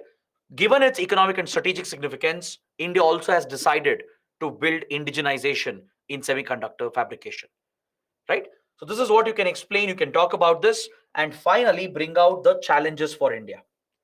In 3-4 points, you can easily bring out the challenges. What are the challenges? First, of course, you need a lot of money. It's capital intensive. Massive investments are needed in billions of dollars. Next, resource, especially rare earth minerals. We don't have enough, right? We rely on imports. Latest discovery is still an initial discovery in Jammu and Kashmir, right? And that is lithium, by the way, not rare earth minerals. We are deficient in rare earth minerals. We have to source it from other countries. There are a lot of environmental concerns in chip production. High-end technology with skilled manpower is needed, which is where we are deficient. And also, massive quantities of water is needed for chip fabrication. In the chip industry, a lot of water is used. It's water intensive. And in a water scarce country like India, this is always going to be a challenge, right? So bring out these challenges and finally end the answer with a conclusion, with a positive way forward, where you can suggest 2 or 3 solutions. You can suggest that we can collaborate with the Fab 4 Alliance. They're all good friends of India: US, Japan, Taiwan, South Korea. We have very close economic strategic ties with them. We can work with these countries, even with Australia and European countries, and we can collaborate with them. Plus, we should promote our own workforce, promote the skilled manpower needed through colleges and universities, and promote the private industry as well. So, give such solutions through which you think can India become the semiconductor hub of the world, right? If not the leader, at least we should compete with them, compete with the top manufacturers. Right now, we are way behind.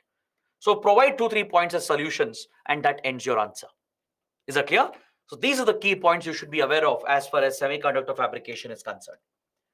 Now, we come to the last topic from international relations related to refugee crisis situations in the world, the challenges in dealing with refugee crisis. This again is a slightly general topic, but it was in news because 20th June every year is celebrated as World Refugee Day by the United Nations. So on this occasion, the Hindu carried a detailed article on refugee rights and how refugee rights have to be protected. Also, since refugee crisis situations keep occurring regularly around the world, India also is affected by it. I feel there can be a question asked from here, right? So let's look at some key points, the question as well, and see how we can build an answer. And that is the last topic for today. Currently, there are multiple refugee crisis situations going on in the world, be it Syria, be it Yemen, Myanmar, Afghanistan, Sudan, Ukraine. The list goes on. In all the conflict zones, wherever civil wars are going on, conflicts are going on, thousands and thousands of refugees, millions of refugees have been created. European countries are dealing with a refugee problem. Refugees from Syria and Africa are trying to cross over the Mediterranean, trying to sneak into Europe, right? Refugees in South Asia as well, like for example from Myanmar, from Afghanistan, are trying to enter India and other countries and seeking protection in the other country.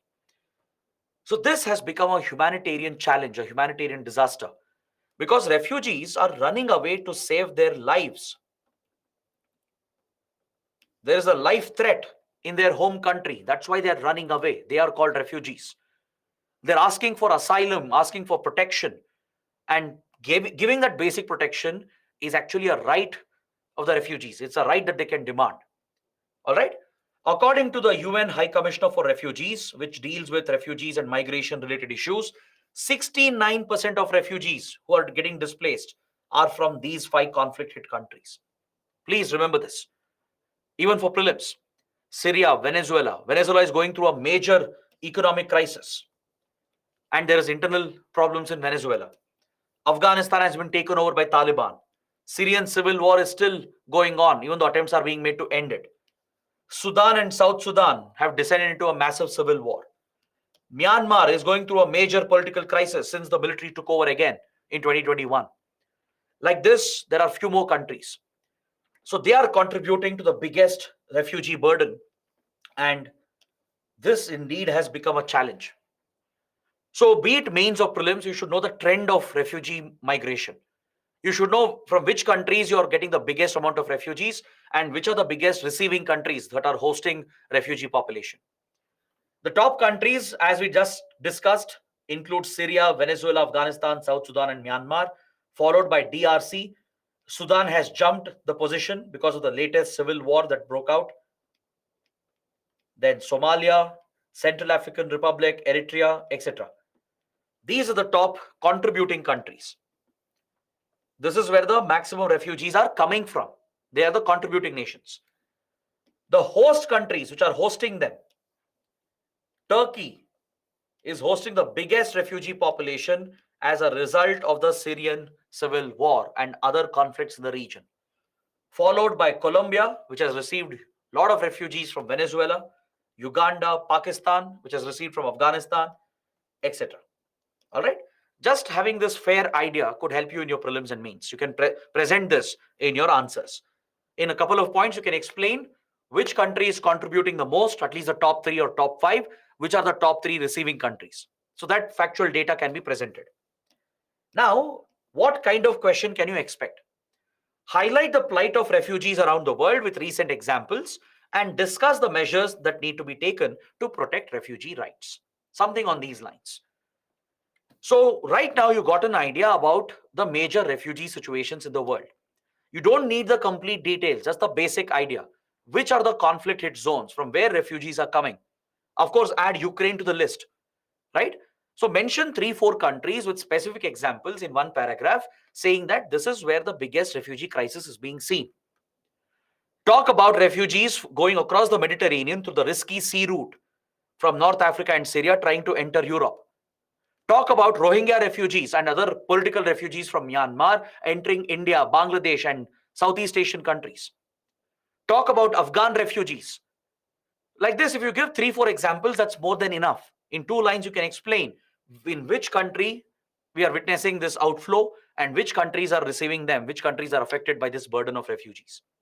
All right. Then you can go on to explain who is a refugee according to the United Nations. The UNHCR defines a refugee as a person who is fleeing their home country, abandoning their home country because they are facing targeted violence because of their race, their ethnicity, nationality. For some reason, they are being targeted. Either there is a war going on where rebels and or a foreign country or their own government is targeting them, or there's a civil war or a conflict, or even a natural disaster. So any person who's facing a life threat in a country and they're running away to another country, crossing the border illegally, asking for asylum, that person is a refugee according to international law. Look at the trend in how refugee crisis has escalated in the past few years. This is another important statistic you can bring out in your answer.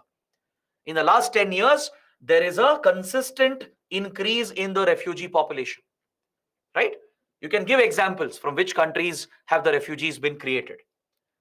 Now you go on to explain how protecting a refugee is an obligation on every country. Every country is obligated. Refugees have a right. They have a right to seek safety, a right to protect their life. You can actually equate this with Article 21 of the Indian Constitution as well. Because right to life in the Indian Constitution is not just applicable to Indian citizens, it's also applicable to foreigners. Clear? So anyone facing a life threat, right, they have a right to seek asylum and they have a right to get that humanitarian protection on humanitarian grounds. And governments have the duty, the obligation on them to protect refugees and give them asylum. Even though it could be a burden on them, it could be an economic, social burden, yes. But on humanitarian grounds, countries are obligated to save and protect refugees. They can't simply turn them back. All right? According to the UNHCR, whoever is asking refuge, irrespective of who the person is, what is their color, what is their gender, what is their caste or race or religion, or which country are they coming from, doesn't matter, right? He could be a Hindu or a Muslim or a Christian or a Asian or a American, right? Or a lower caste or someone of upper caste. Those things simply don't matter, irrespective of their background. Anybody who is a refugee deserves to be protected. They have a right. Wherever they are coming from and whenever. They could be running away from a war or a violence or a disaster. They could be coming through the border, land border, through a plane or a boat or crossing over through foot. Doesn't matter. They're coming through your land border, through your sea border, or through your airports. It doesn't matter where they're coming from, when they got displaced, or who they are. Irrespective of that, a human being has a right to ask asylum and receive protection from the other country. This is a key point you need to highlight. This has been codified into the 1951 Refugee Convention. It's a global convention. All right. Initially, this convention was meant only for Europe to deal with World War II refugees. Refugees created after Second World War in Europe, they were given protection under the 1951 Refugee Convention. So it was mainly brought out in the European context, where governments were placed on duties and obligations to protect refugees, and refugees were given a set of rights on humanitarian grounds. Later, this convention has been expanded to the rest of the world by adding the 1967 Additional Protocol. Since the 51 Refugee Convention was limited to the European context and only to World War II refugees, it was later expanded to the rest of the world by adding the 1967 Protocol. All right. So here, the rights of refugees is clearly defined. The duties of countries is clearly defined. Even refugees will have to follow certain obligations once they receive refuge in another country. So all these provisions have been laid out through the Refugee Convention. But India is not party to the Refugee Convention or the Additional Protocol because we have few problems with it. First of all, the convention was drafted for Europe in the European context, in the World War II context. Second, it is placing strict binding duties and obligations which India may not be able to fulfill because we are caught in South Asia, which is very unstable. In all our neighboring countries, there have been military coups, there have been wars and conflicts and whatnot. So India, if we take international obligation here, will be bound to accept all the refugees every single time, which messages.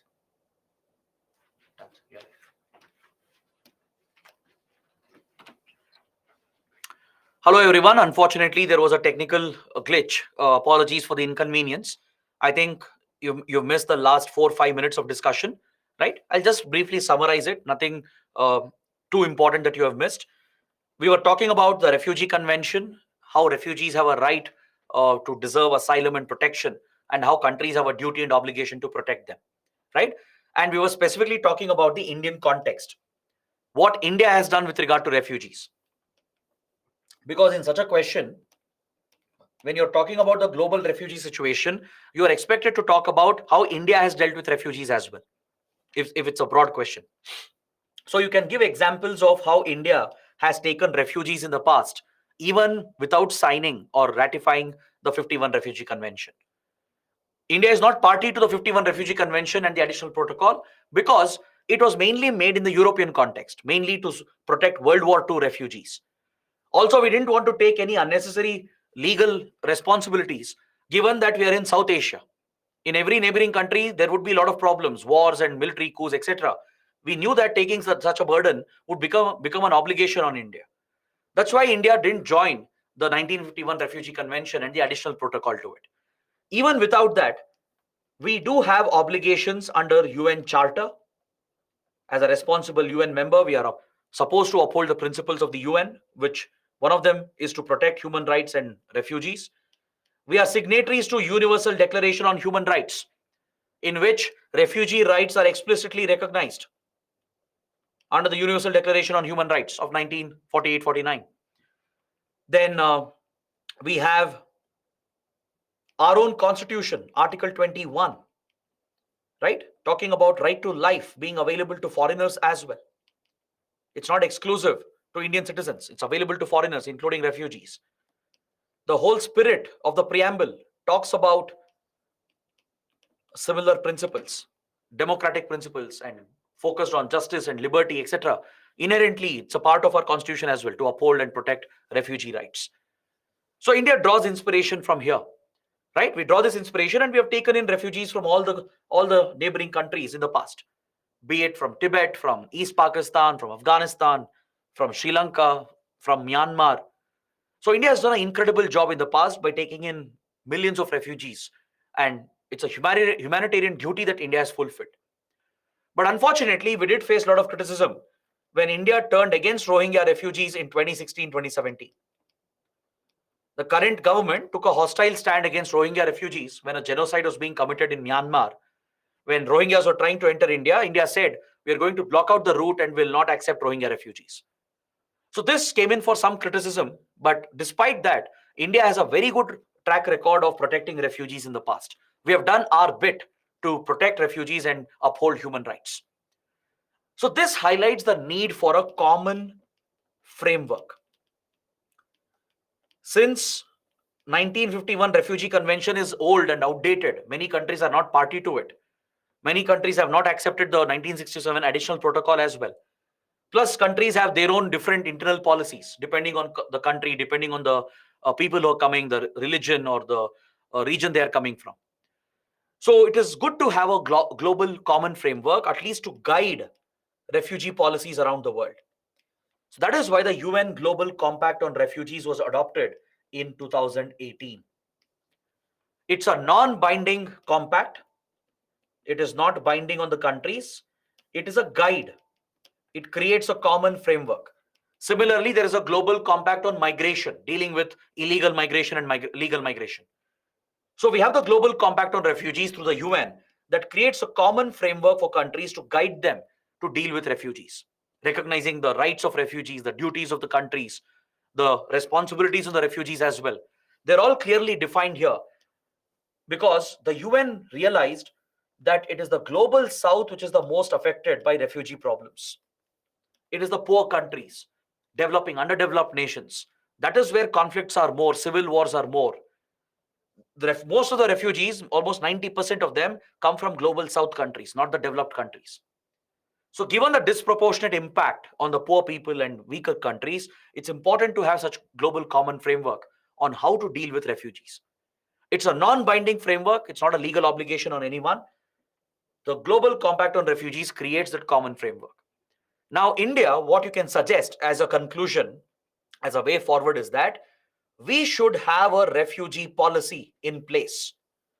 We can even think of a law to provide for fair rights, basic rights to refugees, and define the duties of the government to ensure there is no discrimination against any refugees without burdening India. We have dealt with so many refugee crisis situations. We have accepted so many refugees, but still we don't have a set refugee policy or a law in India. That is why different governments can take different stands and different policies. So you can suggest as a conclusion that India should bring out a policy and a law in place which is in line with global standards. We can take references from the Global Compact on Refugees. That's how we can fulfill our constitutional obligation, our humanitarian obligation, and our obligation to the UN Charter and the UN Declaration on Human Rights. Right? So by explaining that, you can easily bring your answer to an end. So the question was pretty straightforward, but a very broad general question on ongoing refugee situations in the world with examples and how refugee rights can be protected. So you talk about this from a global context with the relevant examples like Ukraine or Syria or Myanmar. 3-4 examples are enough. Then talk about the Indian context, how India has experienced refugee crisis. What has India done? What can be done in the future? What is happening at the global level through the UN? If you bring out all these points, this is more than sufficient. So this completes my discussion for today. We would have ended by 10:40, but unfortunately, because of the glitch, we got delayed by a few more minutes.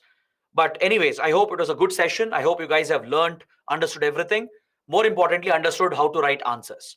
So that is it from my side. Thanks for watching. Have a good night. I'll see you soon.